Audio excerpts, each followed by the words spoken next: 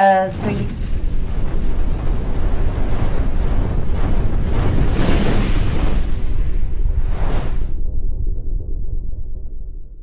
you good? Hey, welcome to Muddy Creek Podcast tonight. Tonight we have John Lamb from the Southeast United States, and we have Mike Clelland from the Northwest United States. And we've had Mike on again because John had some questions for him, and we've got a little owl and UFO information, I guess, going on. So we'll start with Mike. Give us just a brief background. I've been doing research, not necessarily UFO research, but research into owls and how they relate to UFOs for about the last 15 years or so. And at times it has been a little overwhelming where I get a lot of information and people reach out to me. And I have 15 years ago, I started a blog, and because of that blog, I started getting a lot of people reaching out to me with their owl stories. Right away when I started the blog, I started asking about owl stuff, and wow, was I like blown away by how many people were reaching out to me, trying to, let's say they needed to share their story, and they basically, the question they would ask me, is this normal? Does this happen to other people? And at first I was a little lost as far as how to answer that, but very quickly I realized like people, all kinds of people all over the world are having these kinds of experiences involving owls.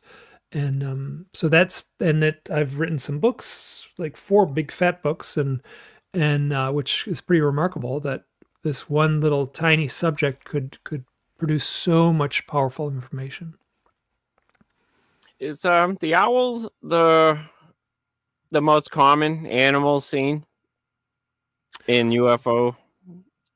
So as a screen memory, it would be owls and deer are about half and half. And that's really tough because how do you crunch the numbers on these kinds of things? Because all the information depends on, wow, it would be really tough to give you a good answer. But I would say owls and deer would be the top 2 that get reported as a screen memory, and a screen memory being seemingly in the research, it shows up very commonly that people will report an owl or a deer at the time of what feels like what might be UFO contact, and then oftentimes through hypnosis, they'll uncover the fact that it was not a deer, it was not an owl, and they were in fact interacting with what would be the kind of prototypical gray alien. And now the core of my research has been real owls, which show up around the time in people's lives when they were having UFO contact. So, oh, that's interesting. All right, John. Well, actually, I want to thank the people in the chat for showing up. I appreciate that. And John, just a brief history. Okay. Well, I was born in Kansas, and I've had a few, let's say, interesting events that happened in Kansas. And then I moved to, throughout my life, then I moved down to South Florida, Central Florida. And I guess about the 1990s, when things were kind of popping a little bit, computers were going on and people were getting into listen a little bit more into the UFO interest. And it was kind of, I found MUFON as more of a just, I wanted to get on and read their journal and get some more information, because I think it had to be about 1990 where for some reason I decided that I was going to look into the UFOs and the aliens and see what they really exist. And I read every possible book I could that they had on the shelves at the time. And so I joined MUFON, and my state section director out of the blue calls me up one day and says, you know, you're a MUFON member. He says, well, how'd you like to be a field investigator? And I said, well, never thought about that, but you know, I said, sure, why not? You know, I'll do it. So anyway, I got the manual and went through the program and stuff. And right away, he started to put me on some different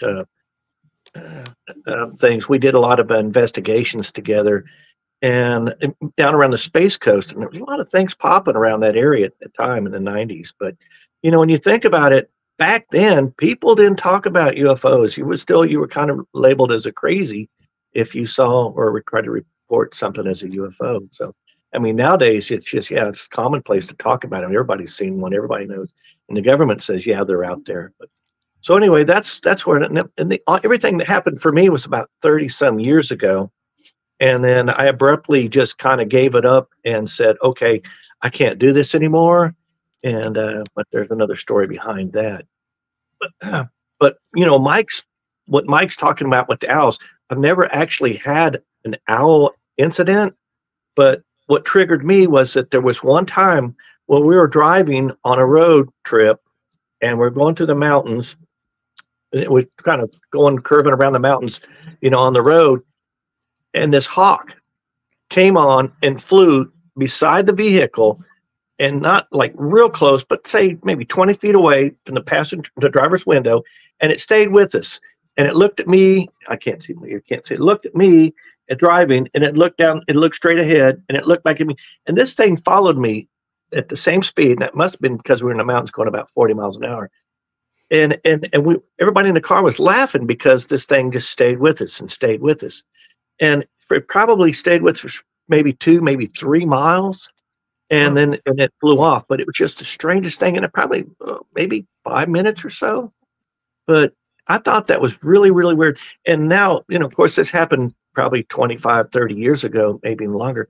I don't remember where that was at. And I'm trying to think of what mountains we could have possibly been in at that time. And the only possible thing I could think of is probably Birmingham, Alabama, or somewhere up that way. Mm-hmm. But that's just really, really weird. It kind of stuck with me. Jeez, what time of day again did that happen? Afternoon, 3, 4 in the afternoon, you know. Okay. But the thing was, is it stayed with our vehicle, and it kept looking at me, flying straight ahead, and it stayed with us the same speed for several miles. And I don't remember anything about any missing time after that, or do we, you know? But I remember everybody in the car was laughing about, hey, he's flying with us. He kept an eye on us for some reason. Oh, quick question: was this a group of investigators, UFO type people? In the car? No, it was my wife and her kids. Oh, okay, got it. Yeah, it was like it was on a family trip somewhere. It sounds like one of those Mothman encounters. I think one flew next to the car and was looking in at him. Yeah. Except this was it was a little, you know, it was a hawk. It wasn't a very big bird at all, you know. Jeez. Now, John, did you have some questions for Mike? Mike was on a previous part. Yeah, I did. I watched the shows, and I've been following Mike. Well, I've seen a couple of his shows. I think it might have been the Ozark Mountain Conference where you did a really great program there. Were you in the audience? No. I saw it on YouTube. I watched it on YouTube. Oh, that was a good one. But that was fascinating with the owls. Yes, the owls are very, very fascinating. But, so anyway, yeah, you go ahead and ask me something like that. I don't know if you have any questions there. I gotta say something funny. I was out in the woods a couple winters ago, and I saw it was a barred owl. It came down above me and landed up in a tree. And when I turned to look at it, all I could see was its face. And it was all gray with those big black eyes looking right at me. And all I could picture was the Sasquatch face right away. But I knew it was just the owl sitting there. Mm-hmm. But it's funny how I saw it as something else at first. Do you get any stories like that, Mike? Of people seeing an owl, then it changes to something else? I've certainly had some morphing owl type stories, minimal, but I have. I'd have to think for a second. You know, what's interesting, more what I get is that people will report seeing an owl and then they won't be able to ID the owl, right? They'll say, had a close-up, this owl was on my porch, I was looking right at it, and I was like, go online, just, you know, if they're in like, whatever, Missouri or something, and there's only a few owls it could really be. And then they go online and say, it doesn't match any of these. And I'm like, well, there's only like 5 big owls in North America. So that always strikes me as odd when people cannot ID the owl, especially if they had a really close, good look at it. So I do have a question for you, Mike. Oh, sure. The screen memories.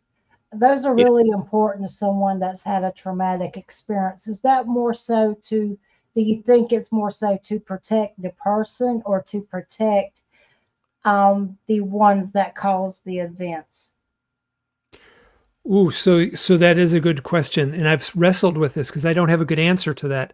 So if someone here, this is a very common thing that people will report.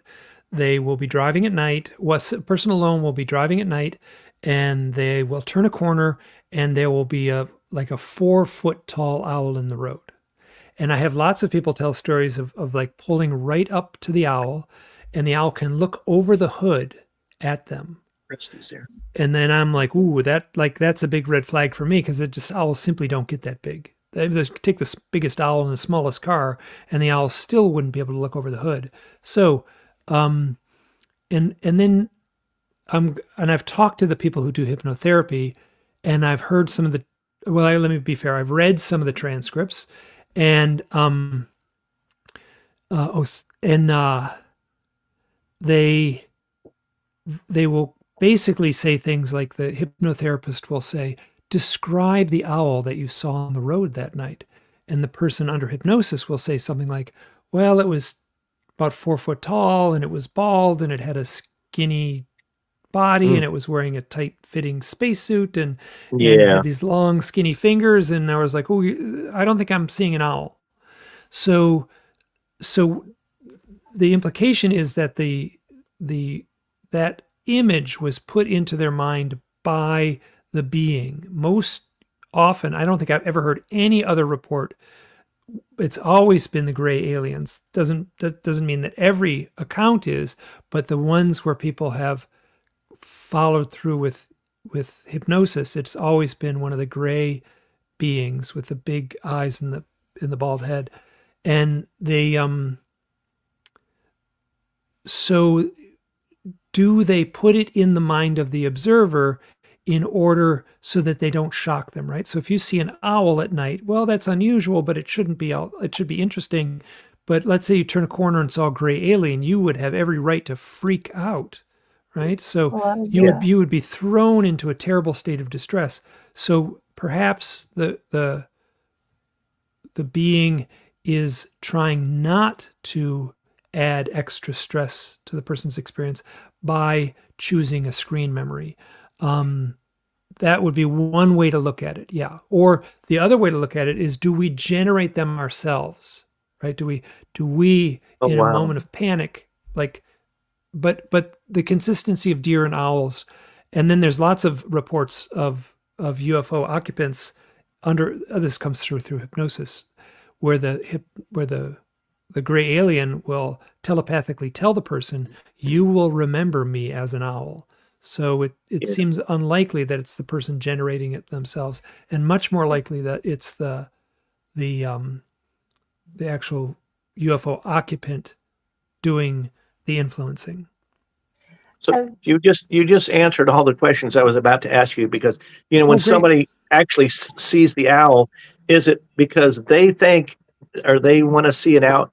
Or what I'm saying is that if they're in a situation where they see something on the side of the road, and it's better for them to see an owl than to see a deer, maybe a hunter that sees a lot of deer, looks for deer, maybe they would be seeing the deer. And then something else, somebody that just lives in the city the whole time, maybe they see something on the side of the road, maybe not at all, and maybe just a clown or something, who knows. Well, but clowns are pretty common. Is it on the person's end, or do you think it's generated because of the gray alien or whoever's doing it? Well, first of all, I can't answer that because I certainly don't know. I know. But I can speculate that it seems more like that it's generated by the being, as opposed to by the observer. That doesn't. But there are certainly cases that Sigmund Freud wrote about. He coined the term screen memory to when someone has a traumatic experience, whether through some trauma in youth, that there will be an overlay of something else than what actually happened. But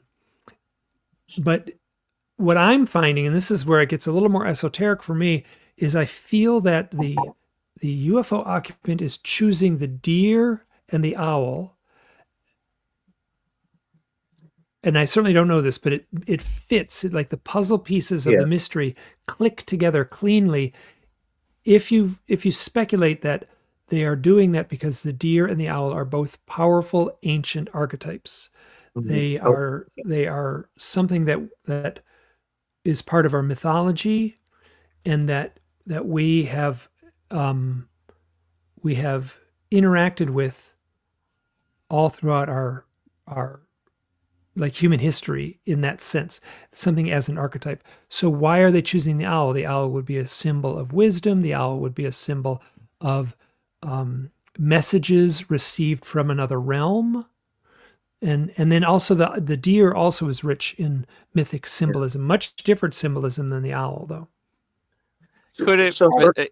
Could it be as simple as and nothing against what you just said, Mike? Could it be as simple as something as deer is the most common animal seen at night, and the owl is the most common animal heard at night? Sure, but people see them during the day too. So. Oh, right. Yeah.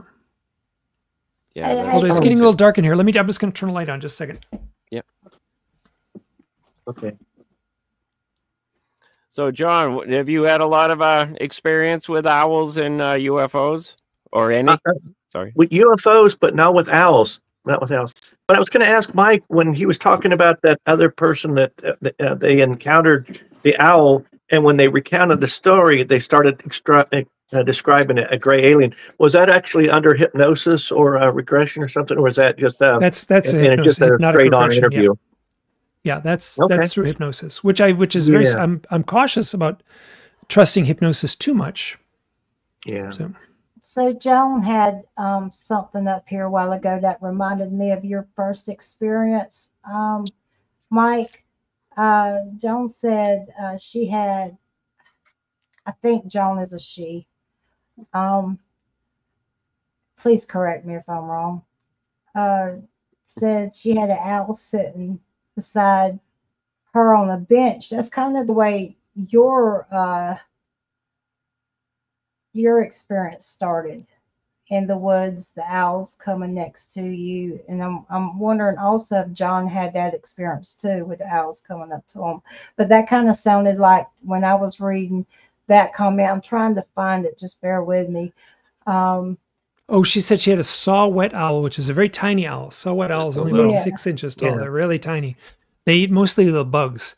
And so that would be... I'm a guy. I'm sorry. Yeah, so sorry, I mean, that's not impossible that could happen. So I'm just curious what the context was and how long it was there. Yeah, I'm sure it was a beautiful experience. Yeah, so I've seen saw-whet owls. I saw one up close one time. It was very beautiful. Yeah. Yeah. Super cute. They're like super adorable little birds. Yeah. Yeah, I've had very few experiences with owls. Of course, I've actually seen some in our neighborhood here, but throughout, the years, I just don't remember having a lot of interaction with owls and stuff at all. But yes, the UFOs. But John, you had to come across some pretty crazy stuff as a MUFON investigator that had to, because you really related to what Mike was saying on our last interview. Excuse me if my voice is. Yeah, we've had we did an investigation, and I won't name names, but even though one, because I can't remember her last name, but she would have the aliens that would come and show up at her bedroom window or bedroom sliding glass door and come in the room and be around her and talk to her. Now, this lady's, anybody's lady, but she was actually married to a guy that was like a very top dog at NASA who worked on the space shuttle program. And it was kind of really weird for them that he didn't acknowledge it. He never had the incident. He never saw the aliens or anything like that. But she had these encounters on and off. And that was one of her. She was actually on I think a Maury Povich show one time, and she did regression with Bud Hopkins. So, like I said, Bud Hopkins, yeah, that's a long time ago. Everything I've done is long time ago. Mike, I do have a question. And paramedic kind of brought it up to surface. To me, owls seem to be messengers, and he conveyed birds, a hawk, a cardinal, that saved him from, it says twice a messenger from a hawk and a cardinal have saved me from imminent head-on collisions by flying with me in front of the windshield. And that goes back to my experience. Every time I've ever seen an owl during daylight hours, I've had a very dramatic, life-changing experience. Now, I'll tell you the one I can say on air. One actually flew across my patrol car, landed on the side of the road, and turned his head a 360 and just looked at me. And owls freaks me out anyway. And this was during the day. And not so much anymore after I had my near-death experience, but it always takes about 2 weeks after I see one for something to happen. And within 2 weeks, I was in my bedroom one night with me and my roommate was talking, and he was fixing to go out to work. And I heard something out the window, and I had someone trying to come in the window. And it was just within 2 weeks of seeing that owl. But anyway, we got him in a headlock and put him through the window till Hope Mills police got there. But another event is I had a really bad accident. 2 weeks I saw an owl, and I had a really bad accident. Next event, I saw an owl. 2 weeks after that, someone died. So with those things happening with the birds as a messenger, do you think because the owls are considered a messenger, hawks are considered a messenger, cardinals are often seen when people die, do you think there's a significance there where that relates to the screen memories because of what they represent and being messengers in some cultures? Well, certainly, yeah. So that would be one very, the fact that if they're using the owl because it shows up in our folklore, that's exactly what I was saying, that they are already part of our mythology. And it seems to me that the UFO occupants want to tap into us on exactly that level, that mythic level.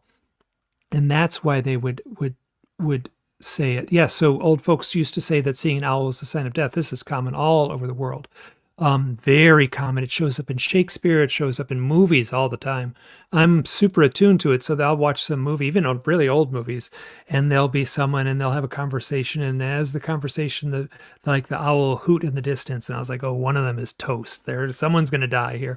And then sure enough, there'll be like the next scene, the cowboys will come over the hill and there'll be a big fight and the person will end up dying. So but so that's just embedded in our cultures.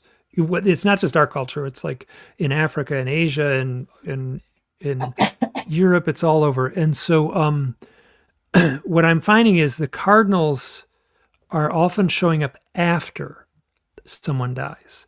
And owls, I have a lot more stories of owls showing up after people die, although I do have plenty of stories where owls show up before someone passes. But I find that in my files, they're outnumbered with people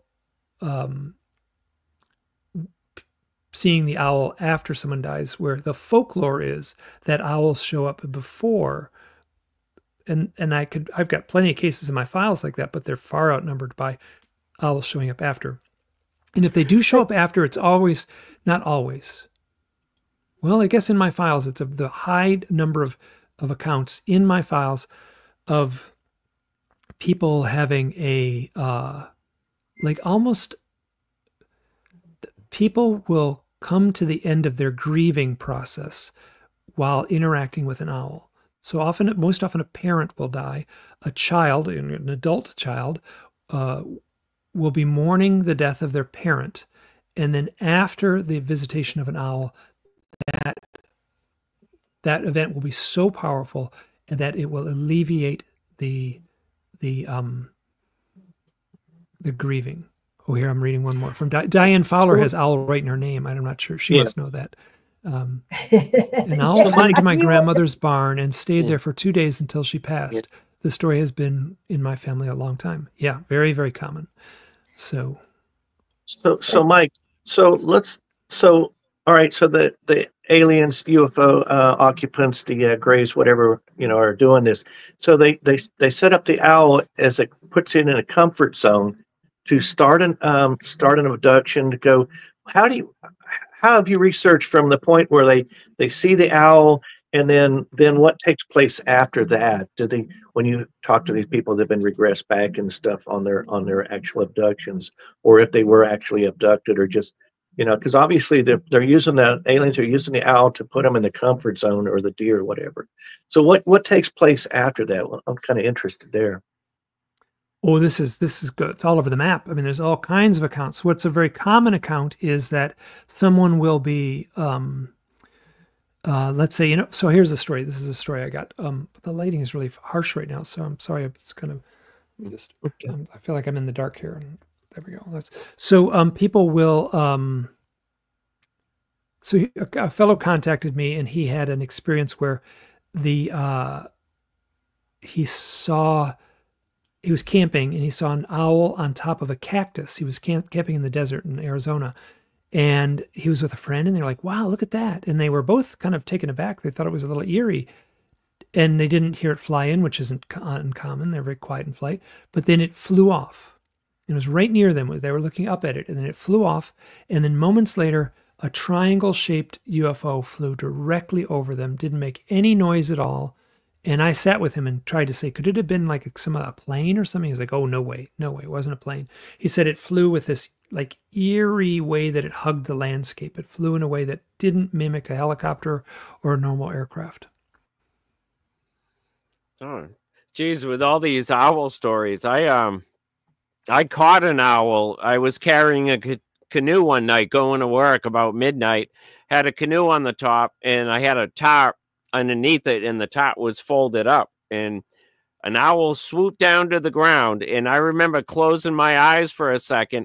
I knew it hit the windshield, but I never saw it after that. And then about a few miles, 4 or 5 miles up the road, I go to get off the off ramp. I'm slowing down, and a wing comes down over my windshield, and I'm going, what the heck? So I hit the brakes, and he bounced onto the hood and fell down. I got out, and I never saw him. But right at the rope that was holding the canoe down, where it touched the hood, there was a feather stuck in there. So I took the feather out, and I used to work. I had a lot of Portuguese women working for me, underneath me. And all the old women would come over and tell me how good a luck it is because the owl didn't die, but you got a feather. And now I still have that feather somewhere in a book. But now I have owls. I've been recording for about 8 or 9 years. I've recorded probably 90 to 95% of the nights. 80% of those recordings you can hear owls here. I've seen so many owls. Like I'll go out into the woods, and there's always one around. But I've had 2 or 3 fly in at night. And yeah, and now all this stuff about death and everything, I'm going, geez. Yeah. I got lots of owls here. Oh, and another thing about the identification, the barred owl's the only black-eyed owl east of the Mississippi. So that helps with the identification, because the barred owl can be in different colors. I've seen them all gray. Yeah. I've seen them with white and brown on them. I had one in a tree right in front of me, just staring down at the house, because I think the mice used to run around the house. So I saw him up there. I put a camera on him, and a hawk flew overhead. And this owl turned his head looking straight up, and he stretched his neck out. So all of a sudden, he looked like the top of the stump tree, the dead tree that he was in. It was pretty amazing. Yeah, I didn't know what he was doing, and then I saw the hawk go over, or eagle, whatever it was.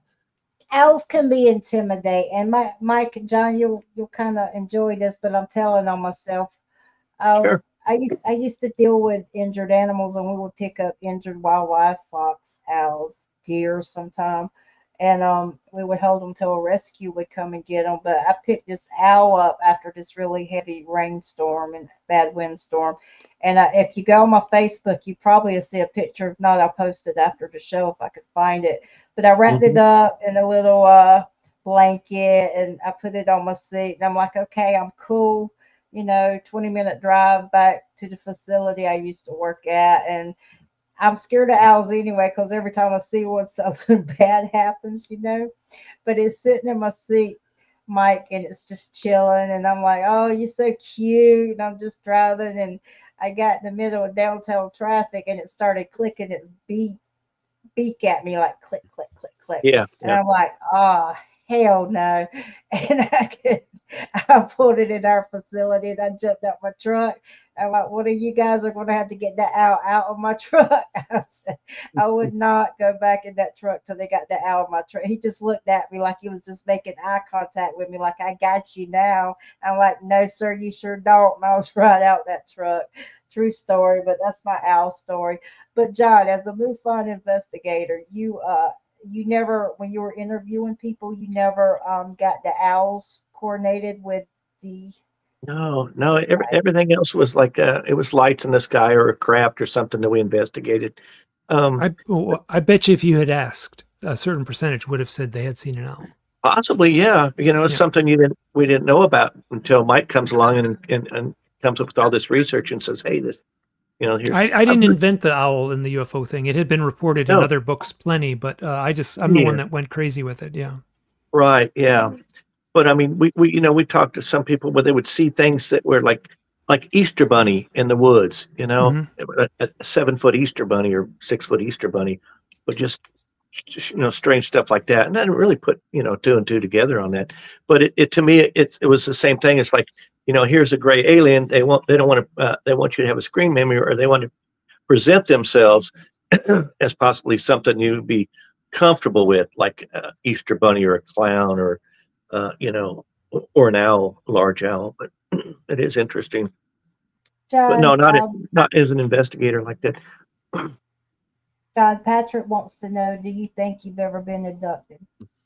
Have I been? Yes. Well, okay, so in 1969, now when I started researching this in like right around 1990, I could have probably sworn on the Bible that I hadn't been, and I was never taking a crap because I didn't remember anything like that. Although I was really, interested in it, and growing up as a kid, my dad and I, we looked at everything in the sky, and we were big into aliens and UFOs and stuff. We looked at it, but no, at that time I did not think it. So in 1969, now I'll tell the story, but I didn't remember it at the time. We were traveling through Kansas, going from Hutchinson, Kansas to Kansas City to my grandmother's house. It's a 4-hour trip. We got up on I-70 and go across. Well, somewhere around Fort Riley, Salina, Kansas there, I'm saying I'm about 9 years old, and I'm looking at the back window of the Impala, looking up into the sky. And it was like 4 in the afternoon. And I see this egg-shaped craft come down towards the car. And it was really, really weird. And that's all I remember, except for to me, it was like a vehicle went by us. And when it went away, there was a window on it, and it had some strange antennas on the top of it. Really strange antennas. So my screen memory on that was it was an Airstream trailer with a back window on it that just drove by, and somehow I saw the reflection in the window. Well, we got to Kansas City, got to grandmother's house, and apparently it was a 4-hour trip, and it took 6 hours. Ooh. And grandma was screaming mad that we had stopped somewhere. We were late getting there, and she was really, really mad. Now, I don't remember this at the time, but I had this conversation with my dad about 2 years before he passed away. And he said, "Do you remember this time?" And I said, I do remember getting to grandma's house, and I do remember grandma screaming bloody murder about us being 2 hours late. Well, just the other day, I had called my mom, and I asked her the same, question. "Do you remember this event?" She goes, no, she didn't have any recollection of this happening at all.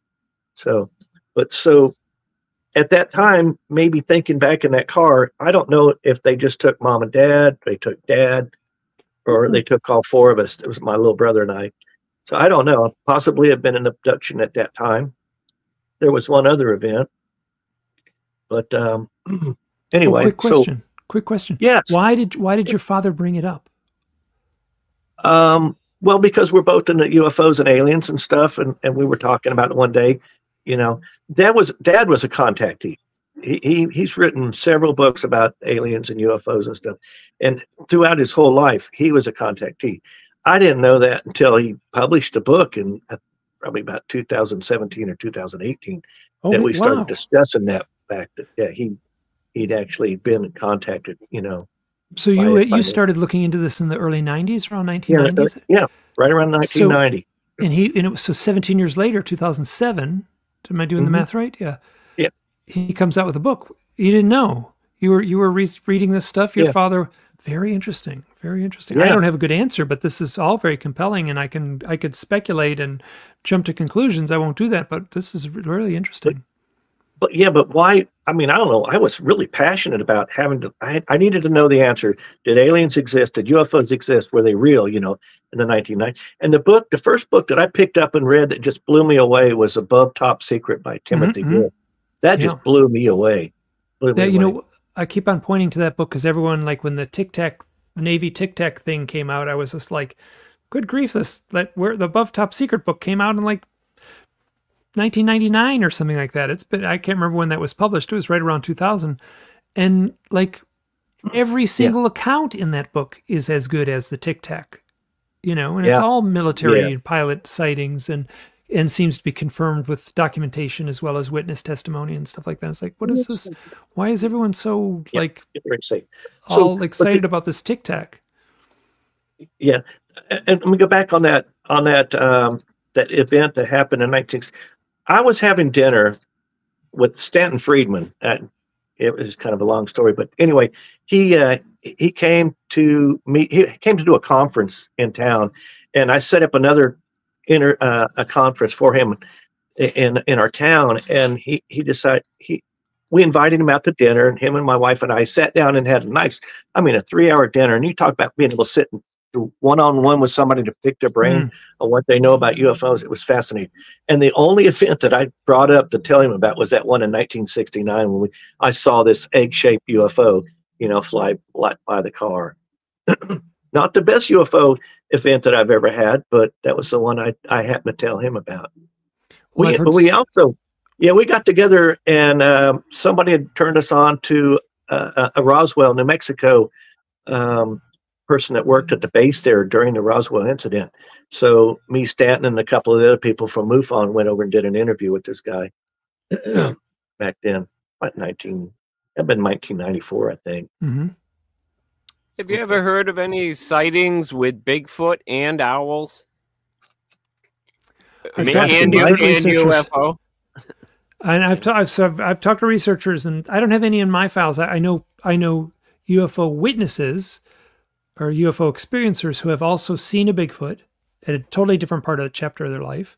So if that's interesting, right? Statistically, how many people see UFOs? Statistically, how many people see Bigfoot? That should be pretty small. To have them seeing both is highly improbable, but it gets reported. I know some Bigfoot researchers. Timothy Renner out of Pennsylvania has collected quite a few accounts of people who have seen Bigfoot.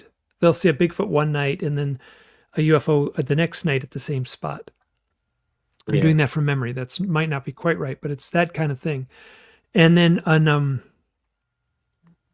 I have talked to Bigfoot researchers. I can't think of the fellow's name right now, where he said that he was finding that when they would go investigate a Bigfoot, basically they had a big dropping. They had a big pile of feces that they were looking at in the woods that they suspected was a Bigfoot because it was at the point of very close to where someone had seen a Sasquatch.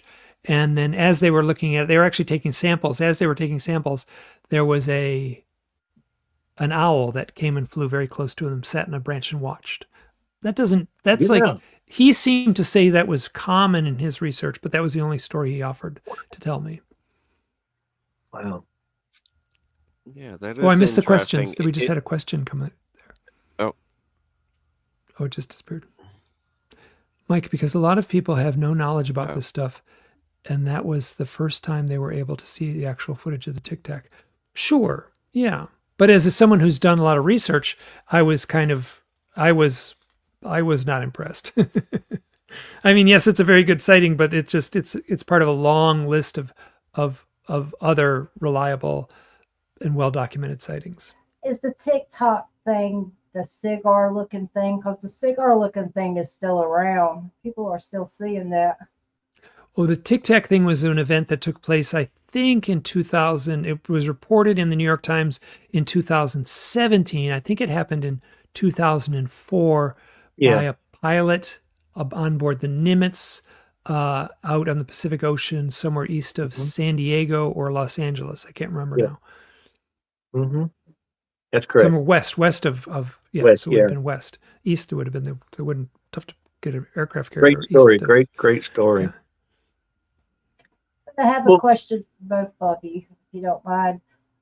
John and Mike, what were your hardest cases you were able to break through and really make progress with the, I call them victims or the person that experienced it? That goes out to both of you. Who wants to take it first? Well, Mike, you want to go first? Well, it would be me. It would be my case. It would be my set of personal experiences. Was definitely the hardest because I was my own worst critic. It's very easy for me to talk to someone else and go, "Oh, isn't that interesting? Wow, how great!" And I could just speculate. And what it was when my own coming to terms with my own experiences where it got really, like I put up a wall. I put it up myself, and I was just in total denial that these things would have been happening to me. So, and they didn't all involve. I mean, I have plenty of owl experiences. Some of them are just normal owls. I lived in a bunch of places where owls were pretty common, so it was not unusual to see an owl. But so I would have been my own worst case. I was my own worst enemy because I was like I'm so plagued with self-doubt. It was easy to hear someone else's case and jump to a conclusion. I wasn't. I was much more cautious with myself. Well, how many? Go ahead. Going to ask, how many cases do you think involve somebody seeing a creature of some type other than an alien at first or later? Like a percentage? Yeah, how many people see aliens? How many people see a creature or an animal of some type? Ooh, I would love to figure out a way to crunch the numbers. I guess, everyone's got a different data pool. Some person does their research collected. It would be. Yeah, it'd be a lot of work. It'd be a lot of work to come up with a number. I would say that it's very common, and maybe 50%, less than 50% would have an associated animal. But if you talk to if someone goes to a UFO abduction researcher, that in the abduction, that's the people who going to the abduction researcher, that's all they see. Everyone who comes to their door thinks they've been abducted. I'm certain that the abduction researcher would have a higher number than 50%, while a MUFON investigator who's looking at lights in the sky would have a lower number than 50%. Yeah. I mean, as far as I've done looking at that, it's mainly the gray aliens, and then you have a small percentage of the reptilians, possibly the Nordics, and then the insectoids, these like praying mantis looking creatures and stuff. That's just. But yeah, it's all over the board. But I think for the majority, it's the gray aliens on that percentage wise. John, is there a case that has resonated with you? Yeah, you were going to say that. All that stuff was like 30 some years ago, and I tell you the frustrating thing about it is that back then, MUFON was this big organization that absorbed all the reports. So if you went out, you were an investigator, you were sent out to take a report, talk to some people, get their story, write it down, you put it in a form, and then you send it back into MUFON. Well, it was a big black vault. Everything went to where in Texas it was, and it went in the vault, and that was it. So being an investigator, you want to go, well, this event happened to Dayton, Ohio, on this certain day. Well, you wanted to look around, to see if anybody else reported something in that neighborhood, or if there are other kinds of lights or something, or maybe there was an abduction or something in that neighborhood, but you couldn't get any information back. Well, everything you sent on your report went straight to them, and that was it. You're just out there you're taking reports and sending it. So that's when I decided to get out of MUFON. That's changed since then. You can actually go back in and pull up these the reports from different areas and stuff if you really had the time to go and do it. But I kind of got soured at that time on MUFON. And so when you say you could pull up the reports, keep going. I'll ask at the end.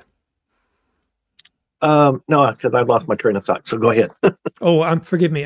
So you said you could pull up the report. I mean, is that the initial report that or was that the report that the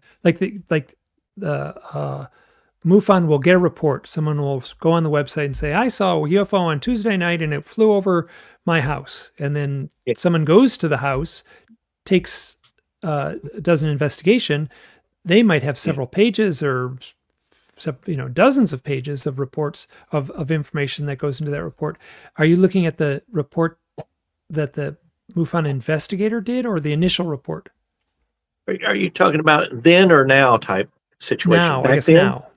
Okay, yeah. Now you can go online and you can pull up. I mean, really back then there really wasn't a lot of access to computers. I mean, the internet was just coming on board, so everything was kind of.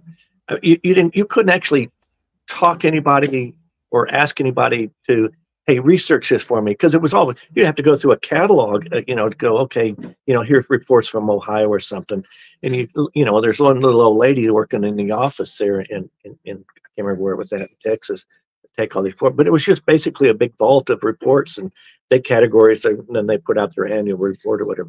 But yeah, nowadays everything's on the internet. You can actually go in and go, hey, I saw something this year at this point in time, and you can see, whether something actually followed it that way. Some, most of them are anonymous, but some people would put their name out. There's actually an app, but Patrick wants to know if all the information went to the government that you guys got. Well, I'm sure, because I'm sure it was shared with the government, of course. With MUFON, they were former CIA people and stuff, but who knows? Who knows? Things have changed over there so much. I really haven't really been in contact with them at all since '95. Even my state section director, who was really, he kind of broke off and did his own research group.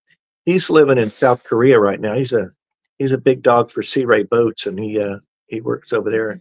And I've talked to him a couple of years ago, but I haven't talked to him recently. So yeah, I've kind of completely gotten off on out of MUFON completely. Mike, did you have a follow up to that? Nope. There's an app you could go on now and literally track what people are seeing. Mike, how often do you think people are confusing satellites with UFOs? Both of you.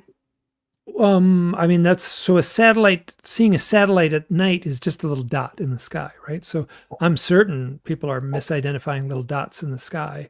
And then also drones. I think drones can make an eerie, even like the drone you get from the toy store for $49, you put a little light on it and a little LED light on it, and that little light you can make that do some very irregular motions. Yeah.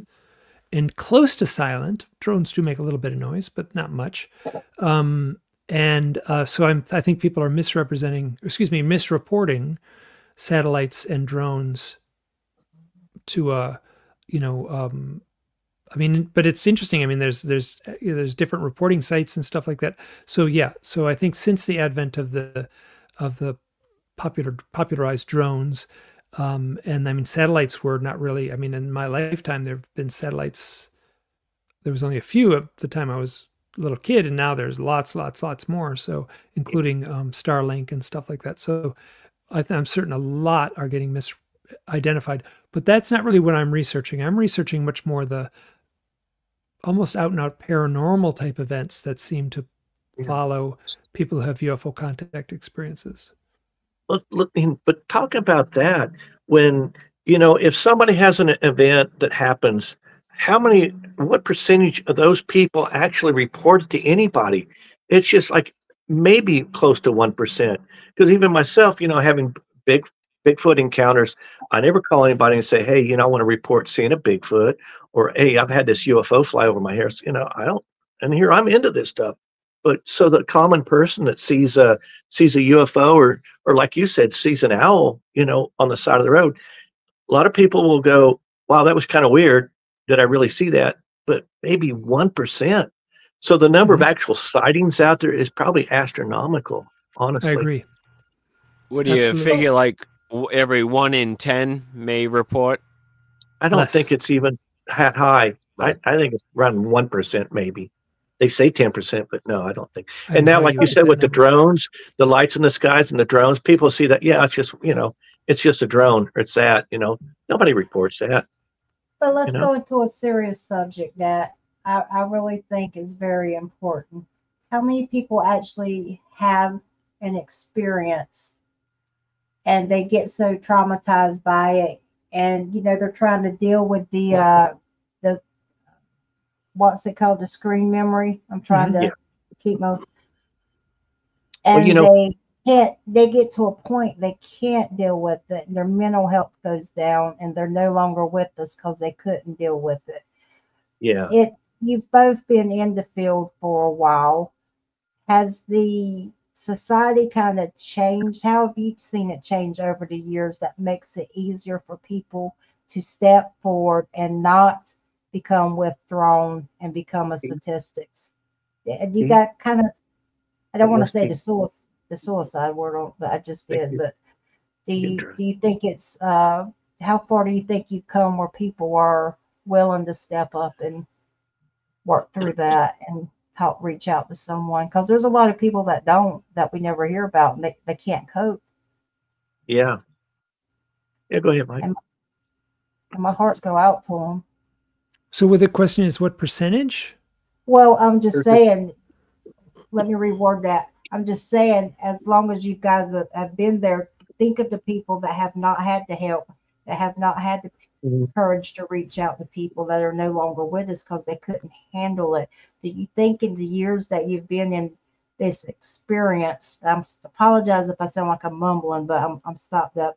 But do you think it's gotten better for people to come out, or do you think there's more people? Oh yeah, much better for people to come out now. I've come out with my story. I've had almost zero pushback from anyone.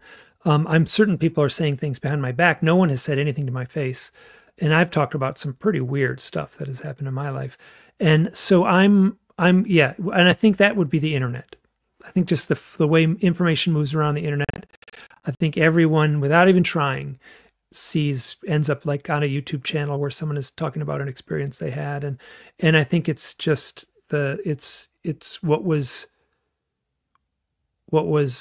it no longer has the giggle factor. So I think it's much easier for someone to come forward now, to reach out for help, to ask someone for help. I mean, that's what I get a lot, is people come to me with their owl stories. Often they're very, very strange, like a paranormal experience. And they'll reach out to me and they'll say, is this common? And my answer for the most part is yes. People, I get these kinds of stories all the time. So that has been quite reassuring to those people, because they simply know they're not alone. John, do you have an opinion? Yeah, after I broke away from MUFON and I was kind of like doing my own little gig and research and stuff, I would talk to people, and I wouldn't actually, start out by, hey, did you see a UFO, or did you, or anything happen to you? I would actually go, have you ever had an incident of maybe possibly missing time? And so many times people would say, yeah, I was a little kid and I was playing in my driveway, and next thing I know, it was dark outside, and I came inside and I got screamed at and I got grounded for being, 3 hours late coming in, and I don't remember what happened. And then they would start to go, then I think maybe this happened. And they were really open to the fact, well, it's possibly, was there a UFO interaction at that time and stuff. And yeah, so I started out with, let's go with maybe missing time first. And a lot of times I've come across more people now that just like, wow, maybe they did have an interaction with UFOs and they didn't even know it. Like I didn't even know it. Don, do you have a follow-up? Because you're actually supposed to take the lead tonight. I apologize. No, that's all right. Mike's muted, I was going to say. Oh, okay. So when you get to the UFOs. Sorry, forgive me. I'm back. Okay. Yeah. So when you get to the UFOs and the owls, there's definitely a correlation there. There's definitely something going on. And Mike, if I'm not mistaken, you're saying a screen memory is what most people would resonate the owl with. But, not necessarily. Not necessarily. Okay, that's what I was. I think there's what I'm finding. The owl will often show up in conjunction. So the story I told before, where the owl was sitting on top of a cactus and flew off. That sounds like a real owl. That's not a screen memory.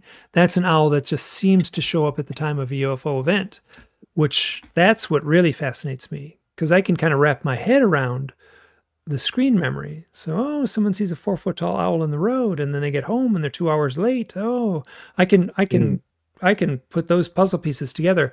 But when the owls show up around in someone's life, and it's a real owl, what is going on there? Like, that's the stuff of folklore or mythology or synchronicity isn't quite the right term, but something much stranger is going on there. And that, boy, I love digging into those cases. You see wolves too a lot, or a lot of cases where people see wolves? Some. I know other people, it's very interesting. Other people have them in their files. I almost never get them in my files, but I know other people who do have them in their files. Oftentimes, like, they'll walk from one room to the other in their house, and there'll be a wolf in the, down the hallway in the kitchen. That's like, there's no wolf in your kitchen, so something else is going on, right? So you're in like Illinois, and there's a wolf in your kitchen. Something else is going on. So go ahead, Miss Don. V. No, go ahead, Don. I've been talking over your. I was just going to ask if people see snakes at all. Never in my reports have I had a snake show up. Did you say yes, John? No, don't ask about spiders. Oh, okay. No, it's similar to when people have a psychedelic trip. They talk about these same animals, Oh, okay. Yeah. And they certainly talk about owls and psychedelic trips too. So, yes. But I've never had a snake show up in a.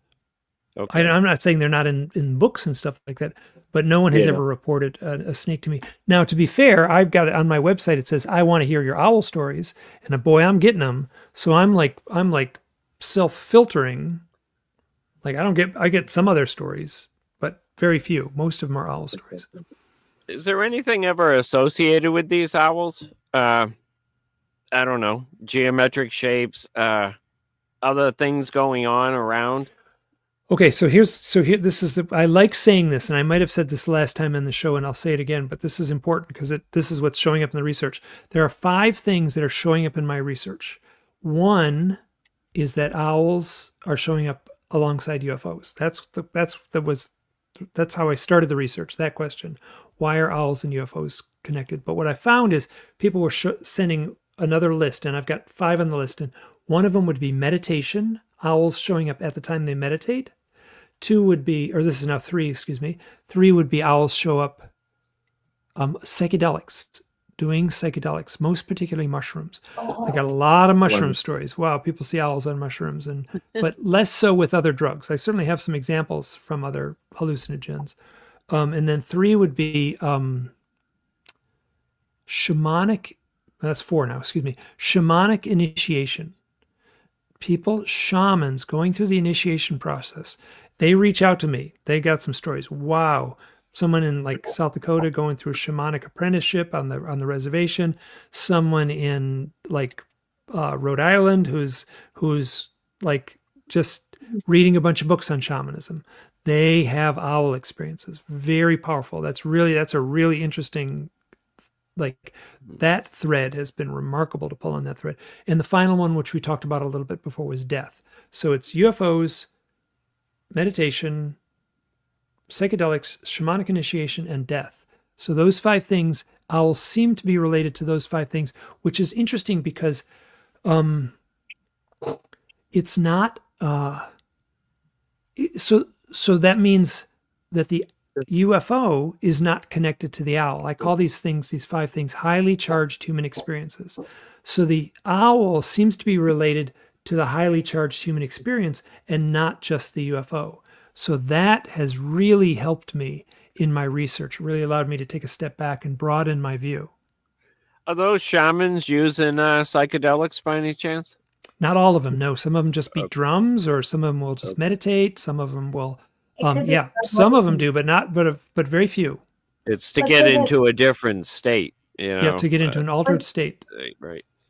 Yeah, getting into a frequency. So, I mean, to me, that just leaves the door more open. Do owls show up in a certain frequency? But I do have a comment from William, if you would like to reply to this, Mike. He says, Mike, to be devil advocates, owls are fairly common in much of the U.S. I've seen many times in multiple locations, but they're perfectly real. They ate Vernum. Oh, yeah. Harbor. Yeah. Not to confuse the two. So go on. I was just going to say, I've called in, not intentionally, but I've called in owls twice. Once I was doing a whistle with a hum. It was just a whistling hum. And the other time I was doing like a squeak, like a meow or a kitten sound. And that would draw them in. But it was that whistle and the hum that brought them right in. And they were being vocal. They were chirping at me. Two of them sitting right above me. They didn't like that sound. So owls have excellent hearing. So you could go and make a quiet noise in your backyard, and an owl could be way, way, way far away and hear that noise. It's very common for people to play recordings of owls. You get a little recording just off the internet of a great horned owl, and great horned owls will show up in your backyard. That's very common. People do that just for kicks. But so the question was, people see owls all the time. Absolutely. Owls are very common. I see them all the time. I live in a place with lots of owls. I can leave the window open and hear them all night long in the summer and the spring. So what I'm more interested in is when people, so here's the story. So a woman is going through, I got to be really careful. Her name is Denise Lynn. She wrote about this in one of her books. She is not a shaman. I called her a shaman. She cut me off right there. She said, I am not a shaman. So, but I'll say this, she is doing shaman-like work. So she went into the woods to meditate. So here's the meditation part. She meditated. She said, I want to find my spirit animal name. Mm-hmm. So she sat down in the forest, closed her eyes, and as her eyes were closed, now as a UFO investigator, here's what she did. I'm a UFO investigator. She said, I was sitting in the forest. All the forest sounds went quiet. She's sitting there with her eyes closed. All the birds chirping, all the crickets, all the bugs, all the rustling of the leaves. There was no noise at all. And then after a while, I opened my eyes, and there was an owl on the branch right in front of me, close enough to touch. And it had landed in complete silence while I was meditating. And it was looking right at me, right in my eyes as I opened my eyes. So she went into the forest to find her spirit animal, her animal name, and she was confronted by an owl. There's more to that story. So that is the kind of story I'm interested in. Yes, it's, there are owls around. You see one in a tree. Like I have, so I could have a long list of owl stories like that. These stories that have a mystical side to them. And sometimes they're associated with UFOs. I'm less concerned with that now that I, am this deep into the research. But so to answer the listener's question or the viewer's question, yeah, you gotta kind of like, you gotta have a way to say, ooh, that's a good story, and let's just put that in the gray basket and not worry about that one. So let's throw this out here. Of, and it being a Bigfoot thing, of all the animals and creatures, critters that are out there that you know in the woods and stuff, a lot of times Bigfoot mimics the owl, or people report that they think it was Bigfoot making an owl noise. Now that's interesting. What do you think about that, Mike? Well, I've heard that many times. So, I mean, how many noises do you really hear in the forest besides some birds that are so the owl mythology is that let's say this is really tough because the mythologies and the folklore is different in Ireland than it is in Scotland, and it's different in Siberia than it is in South America, and it's different in Africa than it is in, like, you know, the desert Southwest here in the United States. But the theme that seems to genuinely connect is that the owls are messengers. Mm-hmm. And for ancient man, owl. So these mythologies have been with us for a long time. So the owl can fly in the night in what we would call complete darkness. And so the owl then flies into the dark, and then it travels metaphorically to a different realm. Flies to the land of the dead, flies to the land of our ancestors, flies to that other place. And then it returns with a message.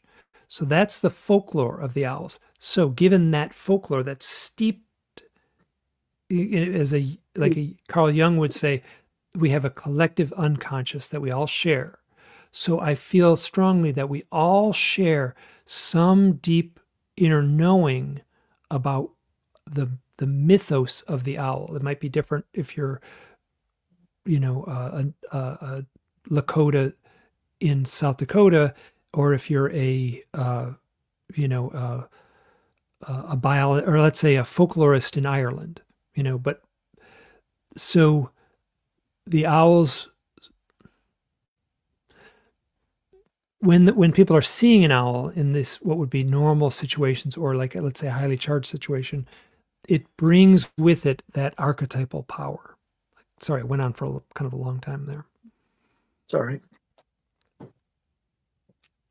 I have so he's saying, Patrick Noble is saying anything on owls, orbs and owls. So orb, this is so funny. I do this. Owl and UFO have 3 letters. Boy, have I type owl and UFO all the time. I'm writing about it all the time. I have mixed those two up so many times. And orb, I'm writing about, I mean, like, people contact me about orbs too. So orb is a kind of UFO. It has 3 letters, all capital. It's an acronym. Well, it's not an acronym, but I've mixed up all of those so much so that, but I have an account of a fellow who was, he was in Australia, a young guy, and he sent me this big long file of all his orb sightings. It was really fascinating. He was documenting, keeping track of them. It's like 9:38 tonight, or 9:38, you know, tonight I saw one, and yesterday at 10:42 I saw one, and he had his video camera out, and he gets these videos. The videos honestly aren't that interesting because the orb is so tiny that it doesn't look like much. It looks like a little dot. So, like, I'm not a video, I can't analyze a video, especially if there's not much there. But he had an experience. I'm doing this from memory now. He said,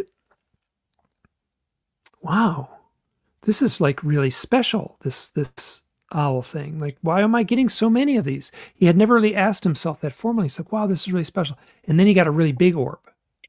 And he didn't have his camera with this big orb. And there was an owl on a telephone wire watching the orb with him. So the owl was on the telephone wire looking up at the orb, and he was underneath on the ground looking up past the telephone. So he and the owl were both looking at the orb at the same time. So, and I have lots of stories of people who see owls at highly charged moments, and then later on, or it's hard to say if it's co-joined, but they'll have orbs in their home. They'll start seeing orbs in their home. Do you think, when we're talking about frequencies and meditation, because that does put you in a different frequencies, do you think someone that's applying the laws of attraction, doing the meditations, going to a different level, do you think that attracts encounters? Ooh, that's a tough one. What do you have? Would like attract, right? So you have a dog whistle, you blow the dog whistle, you don't hear anything, but it attracts the dog, right? The dog comes running. Yeah. So is like meditation a form of dog whistle for an owl? Maybe. I could wrap my mind around that. That'd be an interesting idea to speculate about. So yeah, maybe. And then, so you said it would kind of puts you in a resonance. I can't remember the word you used. Frequency. Frequency, yeah. So Level, yeah. yeah, so frequency, resonance. So I would say, sure, UFO, right? All kinds of weird things that you could say have to do with frequency or resonance around a UFO. They're weirdly silent. People often say there's a humming noise. They interact with electronics. You know, car headlights will flicker. Radios will get staticky. So yeah, so UFOs have a resonance. I'm not a scientist, I can't say, but I can roughly say there's a. They have an electromagnetic field around them, you could say. What that seemingly, because humans do too. Yeah. So seemingly, but electromagnetic field you could call a form of resonance, sure. And I would say that your brain state under meditation changes, sure. And then psychedelics, wow, your brain states change. You're like you got a highly resonant brain state. And then shamanic initiation, people doing they'll do either beat a drum or dance all night, or they'll go through meditation to get into a shamanic journeying state. And then death is a different. I mean, I've talked to a lot of people who have had near-death experiences, so I'm like nobody. I feel very strongly that there is life after death, extended human consciousness beyond this physical realm. So there's still a resonant soul energy, even if the physical self has died. So all of those things on my short list of what I'm finding connected to owls, all could be seen as a form of resonance. Are people see owls first and then a UFO, or a UFO and then an owl? Mostly it's the owls first. I've got plenty of cases in the other way around, but they're far outnumbered by owls first. John, when you were investigating, did you get a lot of the static in the radio and the lights flickering before people had?